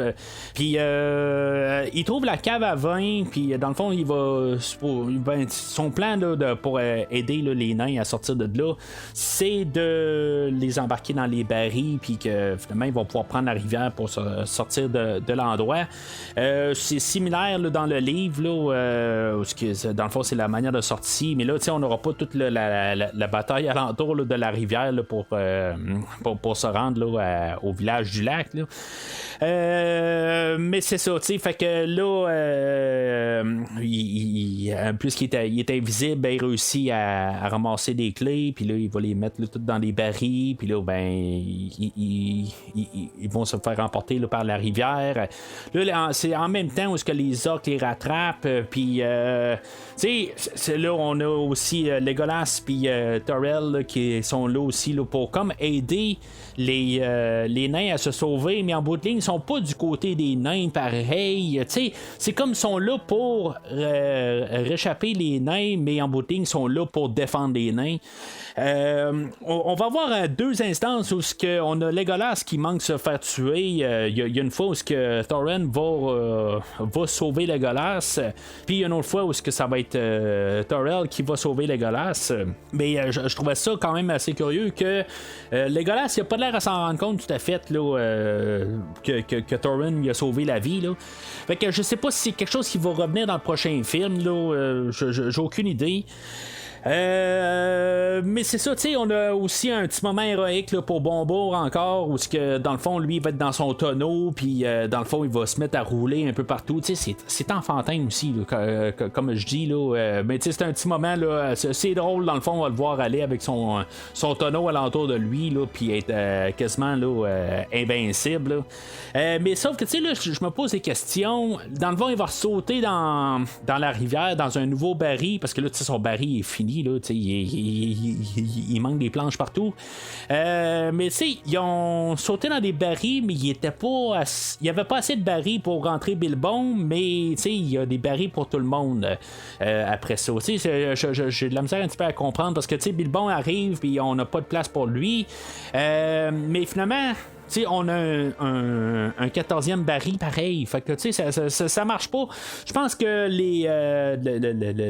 Peter Jackson, à quelque part, il s'est dit on va essayer de s'arranger pour qu'on on va juste espérer, là, on va croiser les doigts, que personne s'en rende compte, mais en bout de ligne, on en fait un plat pour dire que Bilbon n'a pas de la place, mais Bomber, lui, il perd son baril, puis il y en a un autre pour lui. Puis tout le monde a son baril à la fin quand on les voit arriver là, en face là, de Bard. Là, les orques qui les poursuivent, on avait Azog dans le dernier film là, qui a été appelé là, devant Sauron. Là, il l'appelle encore le nécromancien là, au début du film. Là. Mais c'est ça devient. On nous confirme que c'est Sauron en bout de ligne. Lui, il est appelé devant pour, dans le fond, comme guetter là, l'endroit alentour de Sauron pour pouvoir guider là, ses armées, mais il y a Bolg, un autre orc qui est envoyé là, pour comme succéder à poursuivre là, nos nains. C'est tout fait à l'informatique cet endroit-là. Azog, j'avais pas de problème avec le côté informatique, mais Bolg, oui, visuellement, il est réussi. Mais sa manière qu'il bouge, je trouve qu'il a vraiment de l'air informatique. Je me sens jouer à un jeu PlayStation ou de Nintendo, n'importe quoi, là, où t'as un bonhomme qui se promène, puis après ça, il tourne à gauche dans le corridor, puis là, tu le vois comme tourner, puis j'aime pas du tout. Ça paraît là, que c'est de l'informatique à cause de la manière qu'il bouge. Je trouve ça un petit peu étrange qu'on a juste laissé ça passer comme... que ça paraît trop. Ils ont la technologie, puis le visuel est rendu. On va voir Smaug tantôt, où c'est phénoménal comment il est fait, puis comment il bouge. Mais je sais pas, Bolg, ça marche pas. Je sens que c'est c'est un personnage en informatique, puis il est comme mal apporté là, fait que c'est comme notre méchant du film, mais que finalement lui aussi il meurt pas là, dans le fond c'est pas mal toute la lignée là, avec Legolas, que c'est comme la confrontation entre ces deux personnages là, qui finalement il va être non résolu, qui va être probablement là en début du prochain film, quelque chose de même là, pour avoir quelque chose au moins à faire à Legolas, parce que c'est ça, on a donné comme un bon bout d'histoire là à Legolas. Que cherchez-vous à faire? Nous noyer? Je suis né et j'ai grandi sur ces eaux, maître nain. Si je voulais vous noyer, je ne le ferais pas ici. Il m'énerve, cet homme du lac, il est arrogant. On pourrait s'en débarrasser en le jetant par-dessus bord. Bard, il s'appelle Bard. Comment le savez-vous? Je lui ai demandé. Peu importe comment il s'appelle, je ne l'aime pas. Nous ne sommes pas obligés de l'aimer, seulement de le payer. Allez les gars! Fait que c'est ça, nos nains, ils continuent là, la rivière dans le baril, puis finalement, sont assez loin où ils commencent à débarquer, mais ils tombent comme par hasard, là, juste à la même endroit là, où on a le personnage là, de Bard, qui est joué par Luke Evans, que lui, il ramasse les barils qui sont laissés de le village, le royaume des elfes, puis dans le fond ils vont remplir de vin ou je sais pas trop, dans le fond c'est juste les barils vides, c'est pas, je pense c'est peut-être pas la même affaire là, que dans les dans le livre. Il va utiliser les barils là, pour je sais pas quoi exactement là, ça a l'air que c'est pas pour remplir de poissons ce qu'il va faire là. Il va avoir comme une entente un peu là, pour les amener au village du lac, mais il va pas lui dire que dans le fond leur quête en bout de ligne là, directement là, que dans le fond le personnage là, de Bard, dans le fond il est un peu une contradiction là, sur tout ça là, en tant que tel là, c'est comme supposé être le héros du village, mais c'est ça, lui en bout de ligne il veut protéger sa famille là, de Smaug, parce que lui dans le fond là, son père c'est lui qui protégeait là, le village là, de Dale, puis qu'en bout de ligne il a pas en guillemets, là, réussi à descendre Smaug. Puis là, ben, tu sais, un peu, peut-être, là, ça va devenir, ça va revenir à sa lignée, quelque part, là, de pouvoir défendre le village. Mais, tu sais, je sais pas, là, tu sais, c'est peut-être moi qui comprends pas, là, peut-être que je suis peureux ou quoi, là. Mais, tu sais, je me dis, tu veux protéger ta famille d'un dragon que lui, s'il décide qu'il sort, il va vous brûler au complet. Puis, tu sais, dans le fond, c'est pas un gentil dragon, là. Tu sais, c'est pas. C'est pas Dragonheart là, de Sean Connery. Là. Tu sais, c'est un dragon qui s'il sort, là, c'est parce qu'il est de mauvaise humeur. Fait que, tu sais, eux autres sont juste au pied de la montagne.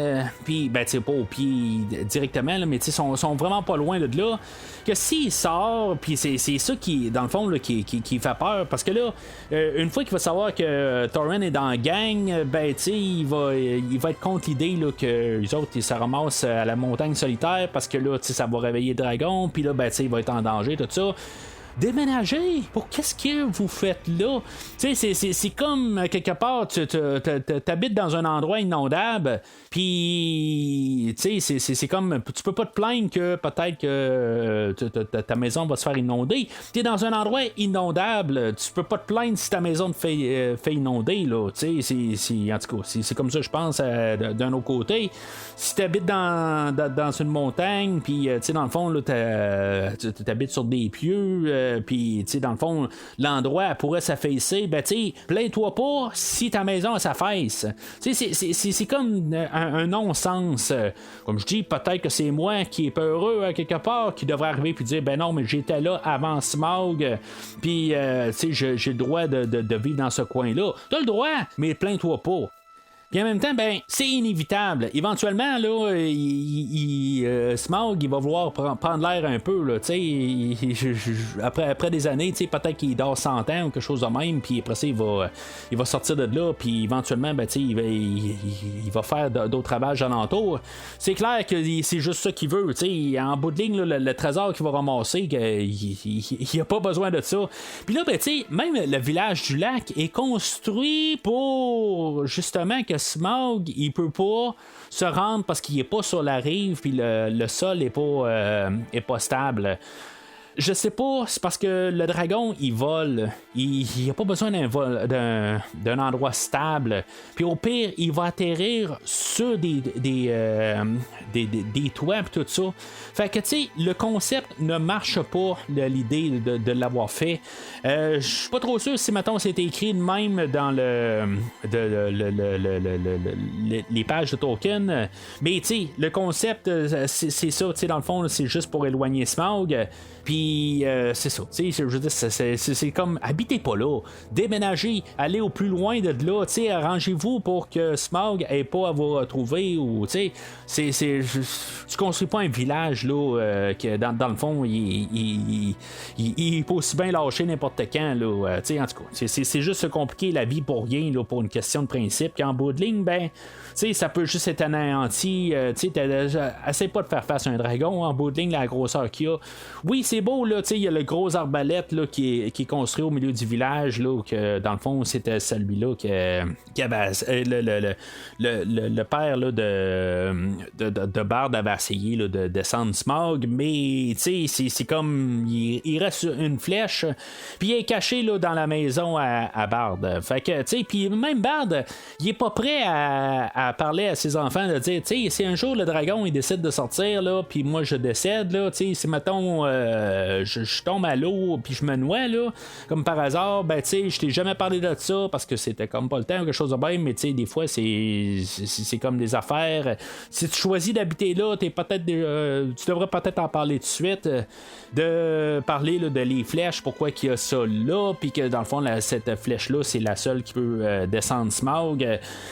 Ça aurait été une bonne idée qu'il en parle avant, mais en tout cas, c'est une question narrative, ça je le comprends. Ils ont comme pas le choix de trouver une manière de nous le dire, mais je trouve ça un petit peu, là, on aurait peut-être pu élaborer un peu différent. Là. Le village du lac, il y a comme un genre là, c'est pas un roi dans le fond, là, c'est juste un genre de politicien qui a été élu, mais lui dans le fond, c'est un genre de dictature, le maître de l'endroit, puis son second, il écrivent des lois là, comme qu'ils l'entendent dans le fond, là, juste pour rester au pouvoir. Il y a genre une statue là, du maître là, qui est au milieu du village, puis en bout de ligne, là, juste pour avoir son règne suprême, mais dans le fond il aime pas Bard parce que le monde commence à croire en Bard parce que c'est un homme du peuple puis tout ça, puis ironiquement ça va être quand même le maître, c'est comme ça qu'il l'appelle là, que lui va endosser le fait que nos nains puissent partir là, sur la montagne solitaire pour regagner les richesses puis peut-être pouvoir reconstruire là, tout le village là, puis le village de Dale là, qui a été décimé là, par Smaug. Puis c'est ça, Thorin lui il est prêt à. C'est ce qu'il dit là. Qu'est-ce qui va se passer dans le prochain film là, c'est autre chose, j'imagine. Parce que là, on va voir là, que à partir de ce moment-là, plus ça va, plus Thorin commence à être comme corrompu là, par la soif du pouvoir et tout ça. Comment que ça va dérouler dans le prochain film, je me rappelle pas exactement là, comme j'ai dit un peu plus tôt. Mais avec les pages de Tolkien, on sait qu'en bout de ligne, il va vouloir garder le trésor pour lui puis les 14 dans le fond.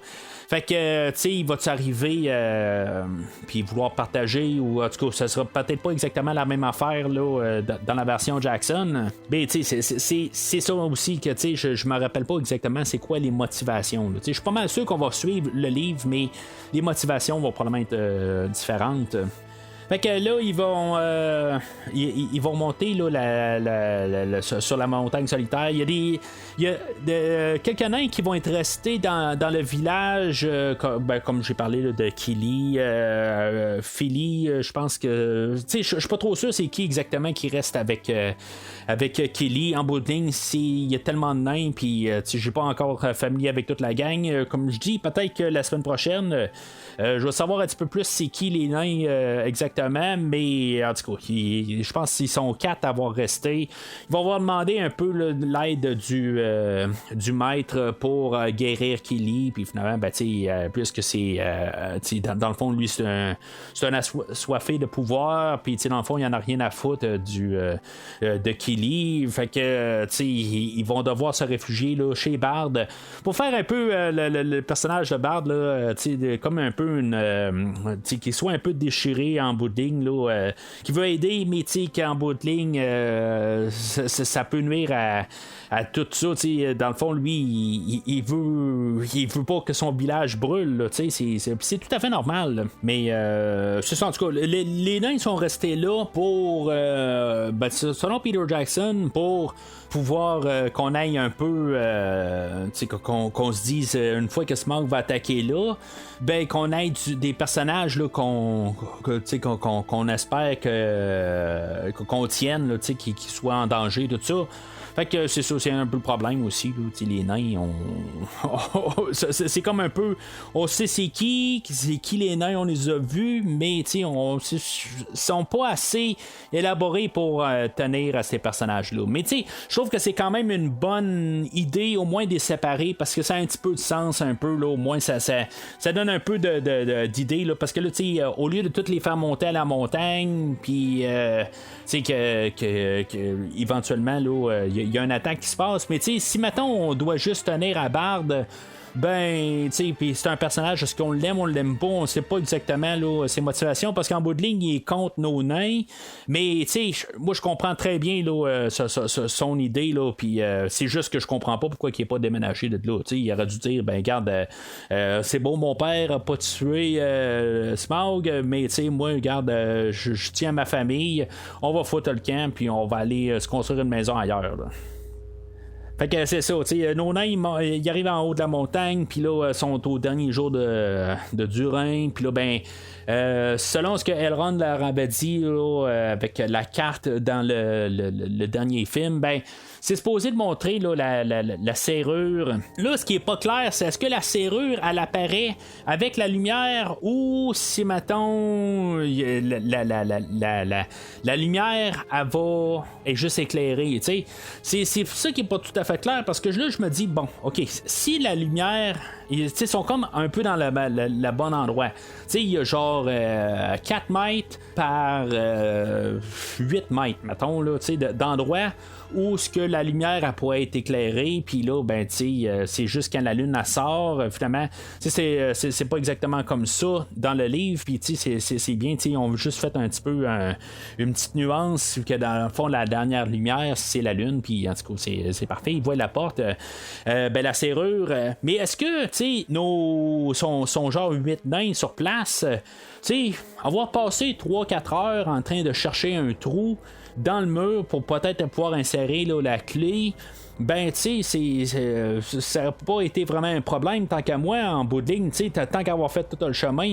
Là, tu sais, il y a Balin qui dit bon ben là, c'est fini, là, tu sais, la lumière est plus là, ben c'est terminé, c'est scellé magiquement, on peut pas le rentrer. Si mettons, ben tu sais, par force on peut pas, mais il faut la clé. Mais c'est ça, tu sais, la manière que c'est dit, c'est ça, ça laisse pas, ça laisse ouvert l'idée que on peut mettre la clé dans l'endroit, c'est juste qu'elle n'est pas éclairée, la serrure. On sait pas où ce qu'elle est.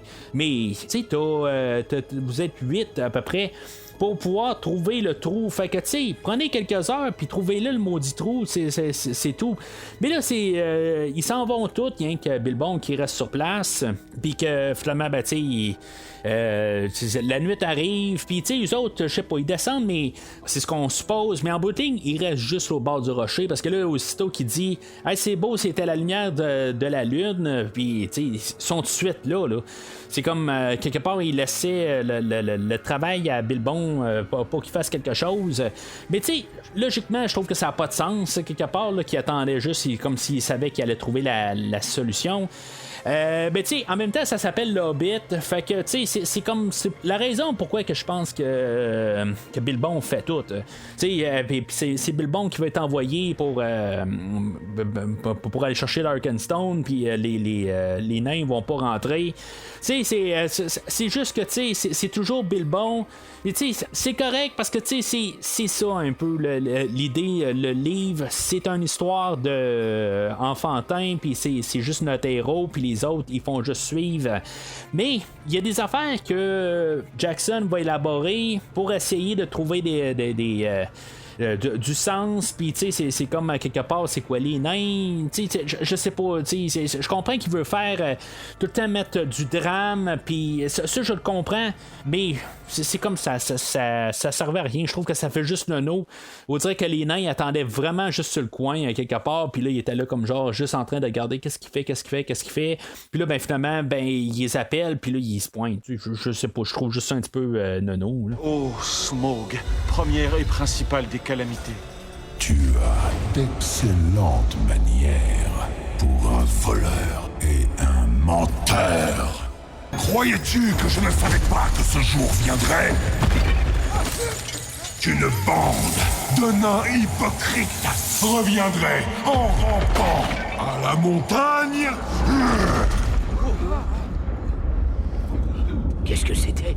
Un tremblement de terre? Ça, mon gars, c'était un dragon. Là, ce qui est capoté, c'est que la première écoute du film, j'étais là, j'ai regardé le film, je me dis bon, on arrive à la fin, puis ça s'est quand même assez bien passé.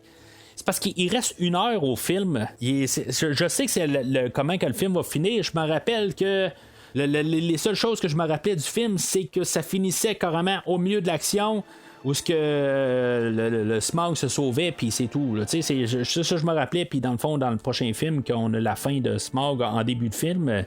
Même principe un peu là, qu'on avait avec le Saruman là, dans les 2 tours, puis le retour du roi. Là.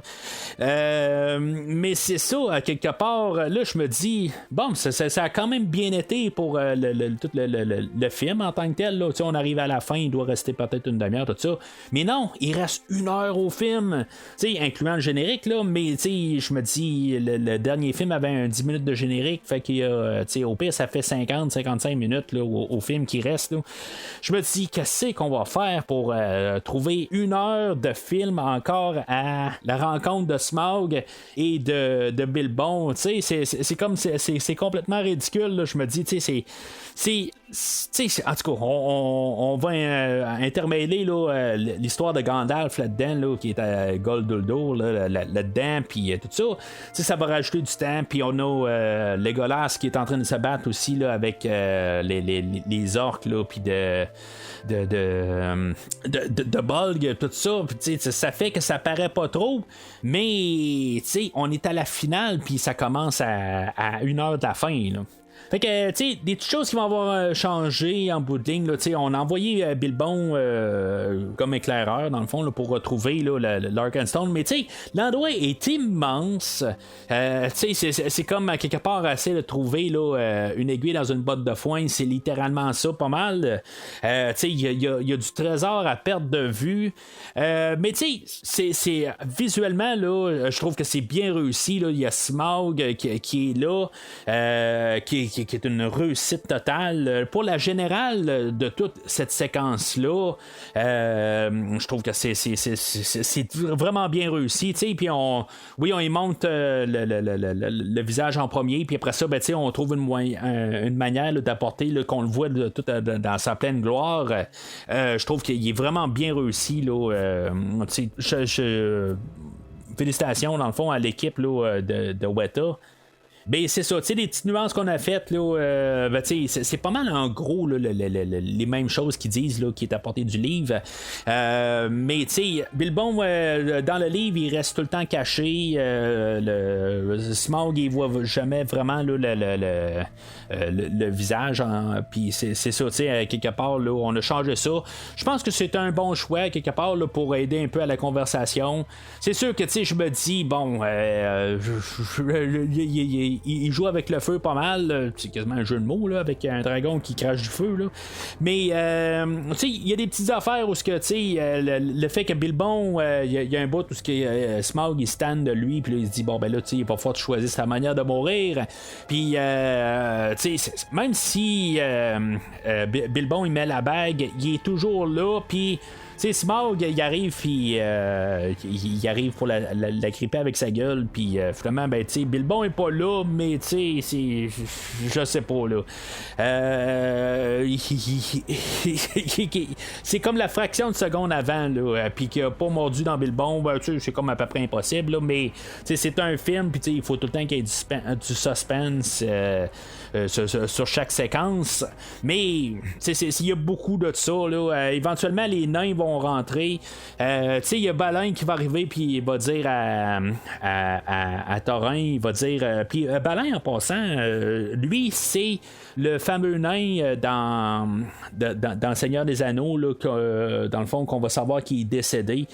Dans les mines de Moria, puis dans le fond, là, que c'est comme le cousin là, à Gimli, là, on en parle là, dans Le Seigneur des Anneaux. Fait que je vais juste dire ça de même. Là, Balin, lui, c'est ça, il parle avec Thorin, il dit là, le Thorin là, qui est d'autrefois, là, il serait rentré, là, il n'aurait pas laissé juste Bilbon rentrer, là, parce qu'en bout de ligne, là, ils savent bien que Bilbon là, il est impuissant là, devant Smaug. Fait que ils vont rentrer sur place, mais il est comme il est comme il est passé là, de genre de je sais pas de 20% à genre à 120% là, corrompu par l'Arkenstone là. C'est comme là, tout d'un coup là, c'est comme c'est un peu trop là, je trouve. On a comme un virement du personnage. Puis tu sais à la fin du premier film on voit que il tenait à Bilbon. Tu sais dans le fond toute son histoire là, avait fait que en bout de ligne, là, dans les dernières minutes du film il y avait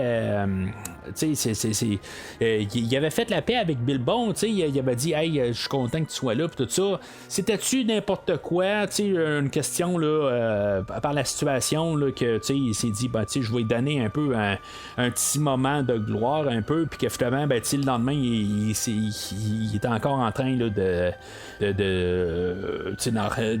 où ce que dans le fond il y en avait rien à foutre de Bilbon. C'est ça qu'on est en train de montrer un peu, mais je me dis tout le cheminement qu'on a fait dans le premier film, on a comme foutu ça aux poubelles dans le film d'aujourd'hui. Fait que je trouve ça un petit peu plate quand quelque part du côté où ce qu'on a écrit le scénario, qu'il n'y a pas une suite logique quelque part, je sais pas, c'est comme c'est dans tous les films qu'on fait ça souvent là, comme quand j'ai parlé des Jurassic World, on avait l'histoire, la romance entre Chris Pratt et Bryce Dallas Howard, le nom je m'en rappelle plus là, mais c'est comme c'est revenu à zéro dans le deuxième film, c'est comme à quelque part ça a servi à quoi l'histoire dans le premier film, puis là c'est la même affaire aujourd'hui, c'est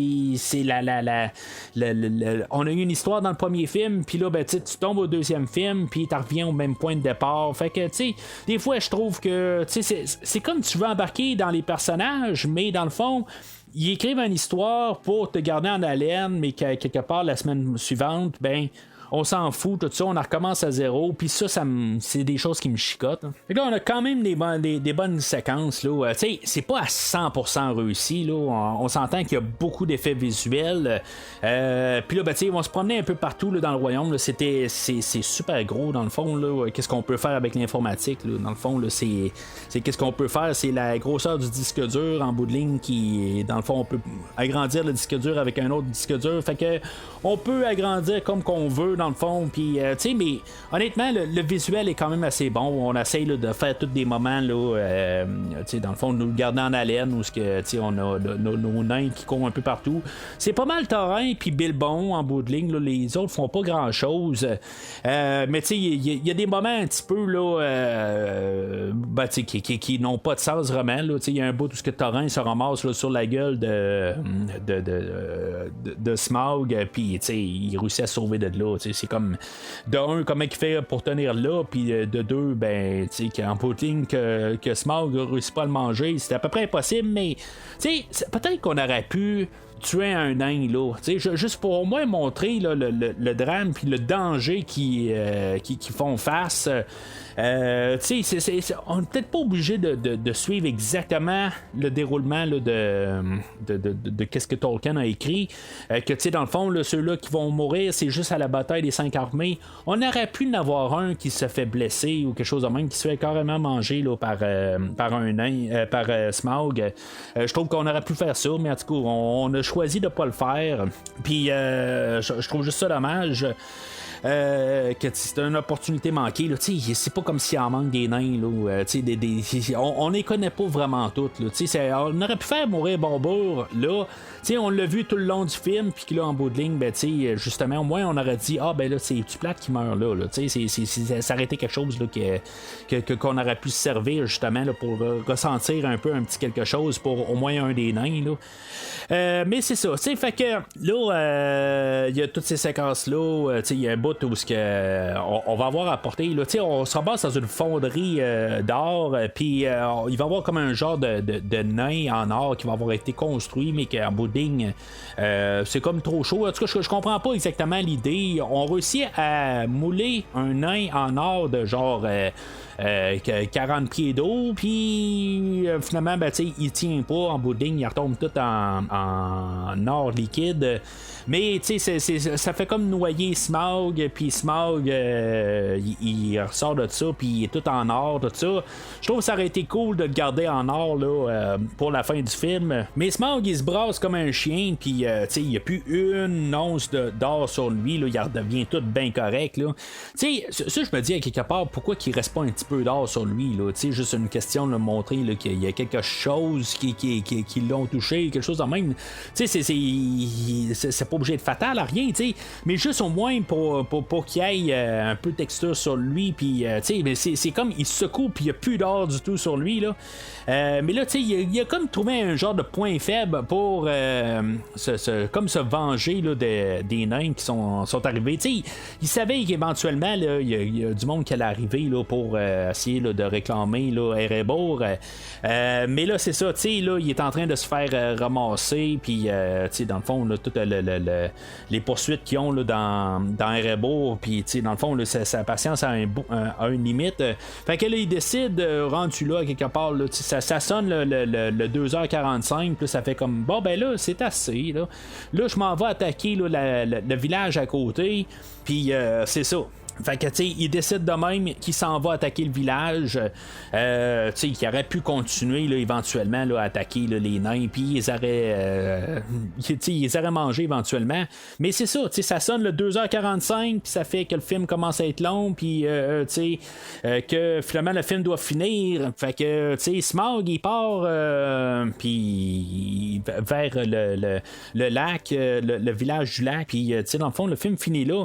Mais c'est ça, tu sais, il sait que dans le fond, Bilbon arrive puis il dit ben là, tu sais, les autres, ils ont rien à faire là-dedans, puis tout ça, tu sais. Fait que là, puis c'est pareil pour les nains aussi, fait que, tu sais, ils sont comme innocents, ils n'ont aucun rapport avec eux autres.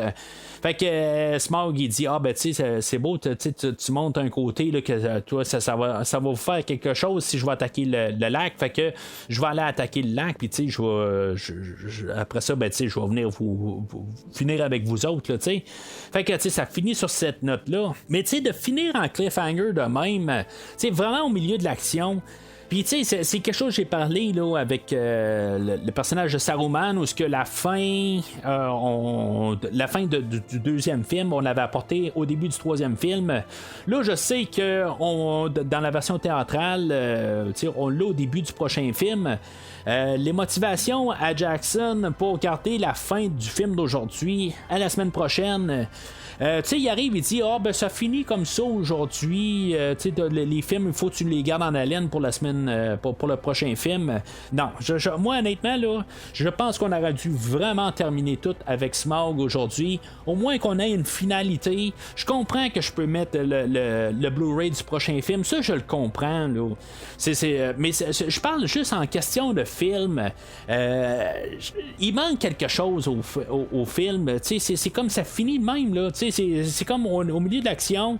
Le film pourrait finir juste avec l'idée là, que il va se passer quelque chose, mais le côté, c'est en finissant de même, je pense que ça fait juste démontrer là, que il n'y a rien d'autre après Smaug pour ramener le monde après ça. Parce que dans le fond, le but de l'histoire, c'est de se ramasser à Smaug. Puis là, finir carrément là, au milieu, je pense qu'on aurait eu une manière là, de finir le film pour que le film finisse, puis que puis en même temps montrer que les écrivains du film ou l'équipe de production a une manière de en finissant le film correctement pour un film, puis au moins finir une histoire, puis pas laisser tout comme si, à mi-chemin, là.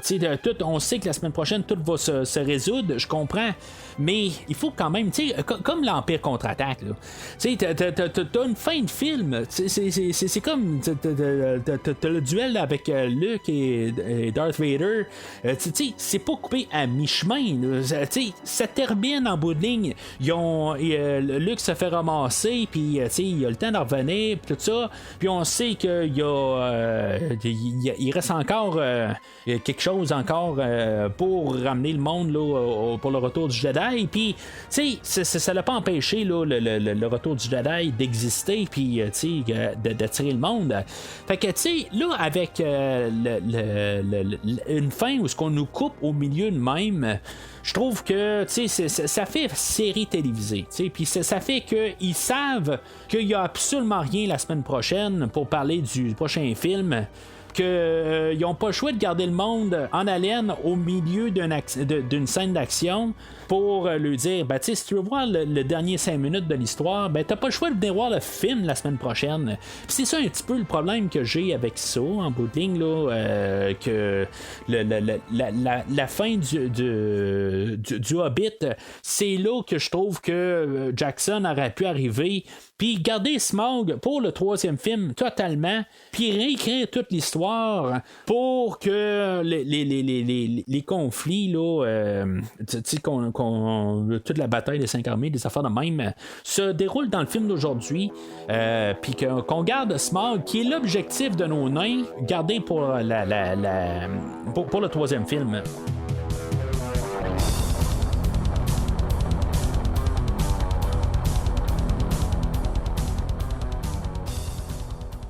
Alors, en conclusion, ben, tu sais, c'est un film qui est incomplet. C'est ça qui fait dur avec la trilogie, là, les 2 trilogies là, de Peter Jackson. C'est dur d'essayer de coter un film qui est incomplet, qui, dans le fond, qui marche avec l'autre film après. Tu sais, on a clairement un film qui est coupé en 3. Je pense que c'est quasiment pire que dans Le Seigneur des Anneaux. C'est vraiment un film qui est coupé en 3. Là. Le Seigneur des Anneaux a été écrit en 3 livres, puis il y avait quand même des parties pour le démarquer. Le problème du 2e film, c'est que c'était pas un film complet aussi. Mais le film d'aujourd'hui, il n'y a rien dedans en bout de ligne. C'est le début de la fin. Mais c'est comme tout est laissé en suspens pour compléter la semaine prochaine. Il n'y a aucune finalité. Oui, ben, il y a la rencontre avec Smaug qui est comme la finale. Mais à part de ça, c'est comme si on aurait laissé la bataille de Helm's Deep dans les 2 tours, puis on aurait lâché ça à mi-chemin pour nous laisser ça. Ben, c'est quasiment ce qu'on fait. On nous garde Saruman là, pour le 3e film. Mais j'aurais espéré quelque part que on aurait comme corrigé ça dans le film d'aujourd'hui. Puis, on l'a fait sur le même moule où ce qu'on garde la fin pour le début du 3e film. Puis, c'est comme je viens de dire, dans le fond, c'est le problème du livre, que l'intérêt pour la finale, le dernier tiers du livre du Hobbit, c'est quelque chose que j'ai jamais aimé en bout de ligne, que l'objectif du Hobbit, pour moi, c'est quelque chose que Peter Jackson a corrigé dans sa trilogie là, du Seigneur des Anneaux, où ce que en bout de ligne, il y a comme à peu près un 20% là, qui se déroule après que l'anneau a été détruite, mais que Peter Jackson a fait que la mission de la communauté de l'anneau, ben, c'est de détruire l'anneau, puis quand l'anneau est détruite, c'est terminé. Puis dans l'Hobbit, ben c'est ça, une fois qu'ils ont réclamé à Erebor, ben ça continue. Puis pour moi, ça a toujours été un problème dans l'histoire du Hobbit. Puis là, ben, ça le démontre encore plus. Puis je trouve juste ça dommage, quelque part, que on n'a pas reporté Smaug dans le 3e film dans sa totalité.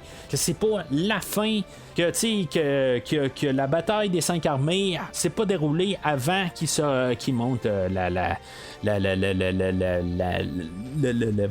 montagne solitaire. Je sais pas, il y aurait une manière de réécrire ça puis que ça termine avec l'objectif principal.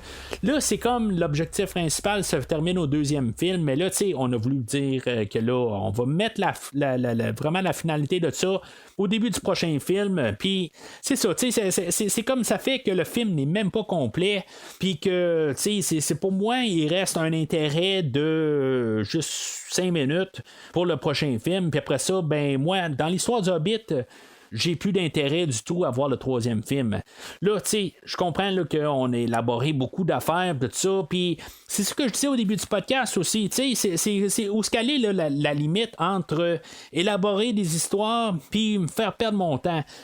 Là, puis là, dans tout le film, honnêtement, je trouve que ce qui est apporté de Tolkien, puis je trouve que ça roule quand même assez bien. On a Beorn au début, le Mirkwood, on a les elfes, là, c'est là où que les elfes commencent à embarquer, tout ça, que je trouve que là, on commence à ralentir.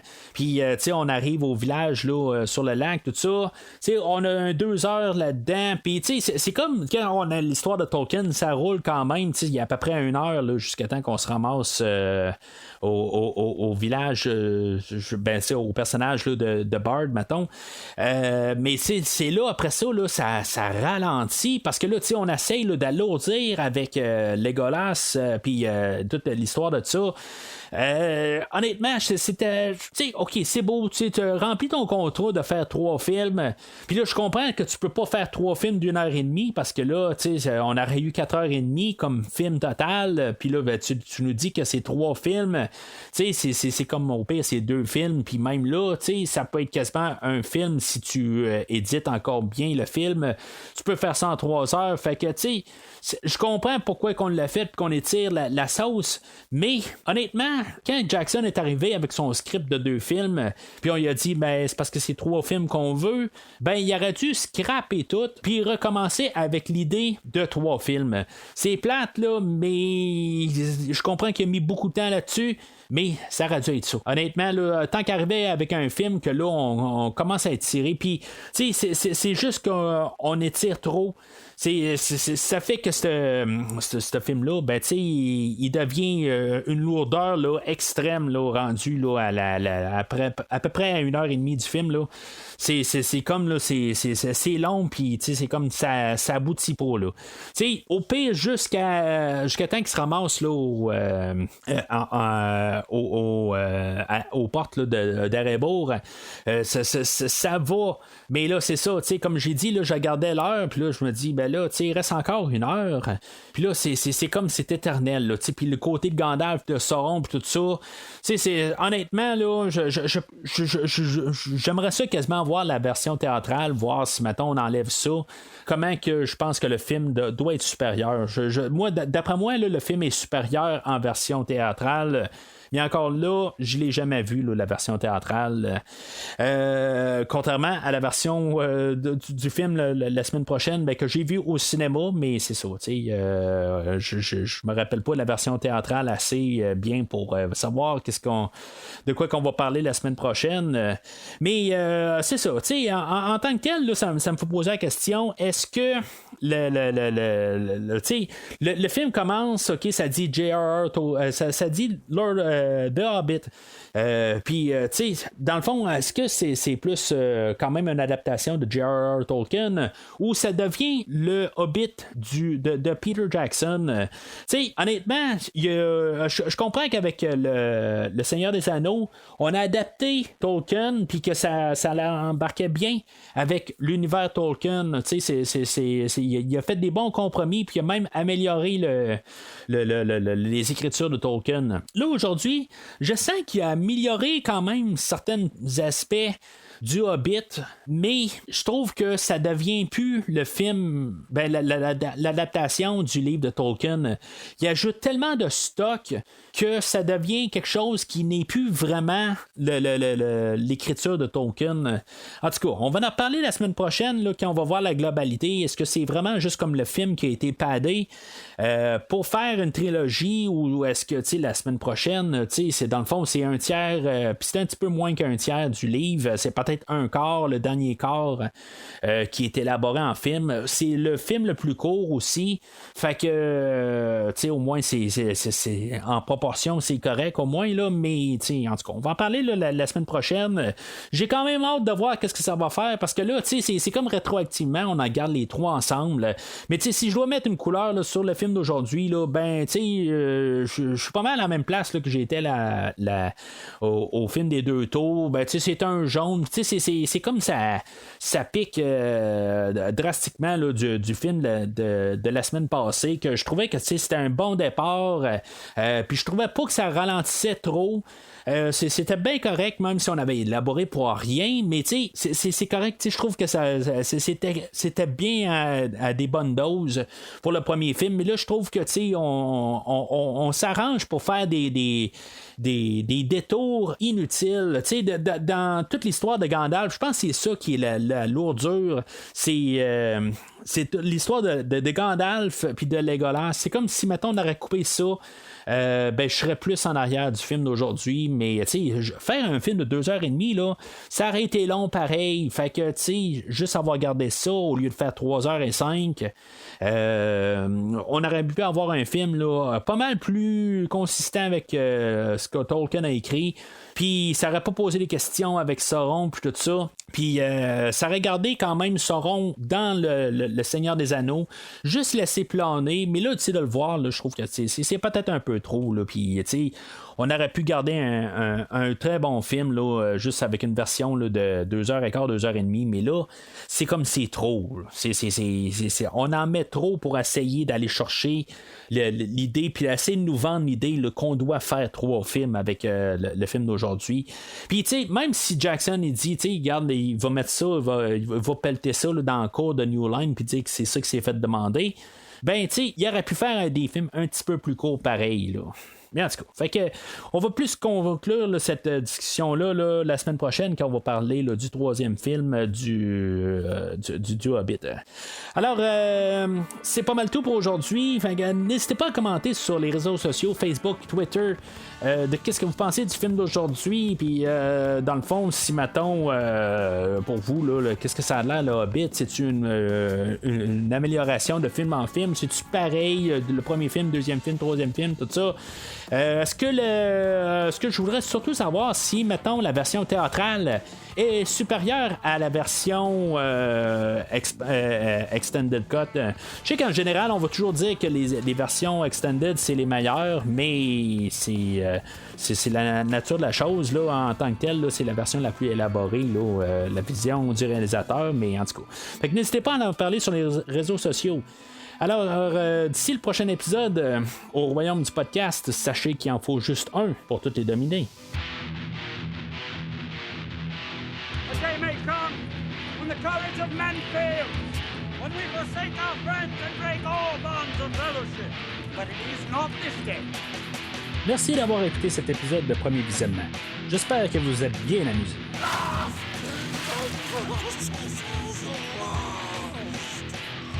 Revenez-nous prochainement pour un nouveau podcast sur un nouveau film. Many that live deserve death. Some that die deserve life. N'hésitez pas à commenter l'épisode d'aujourd'hui sur Facebook et Twitter et en même temps, joignez-vous au groupe de discussion sur Facebook.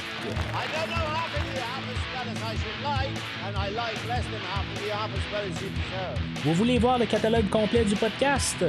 Le podcast a un site officiel. Rendez-vous sur premiervisionnement.com. Vous voulez suivre Premier Visionnement par l'intermédiaire d'une application? Premier Visionnement est disponible sur toutes les plateformes de balado-diffusion, donc Spotify, Podbean et Google Podcast.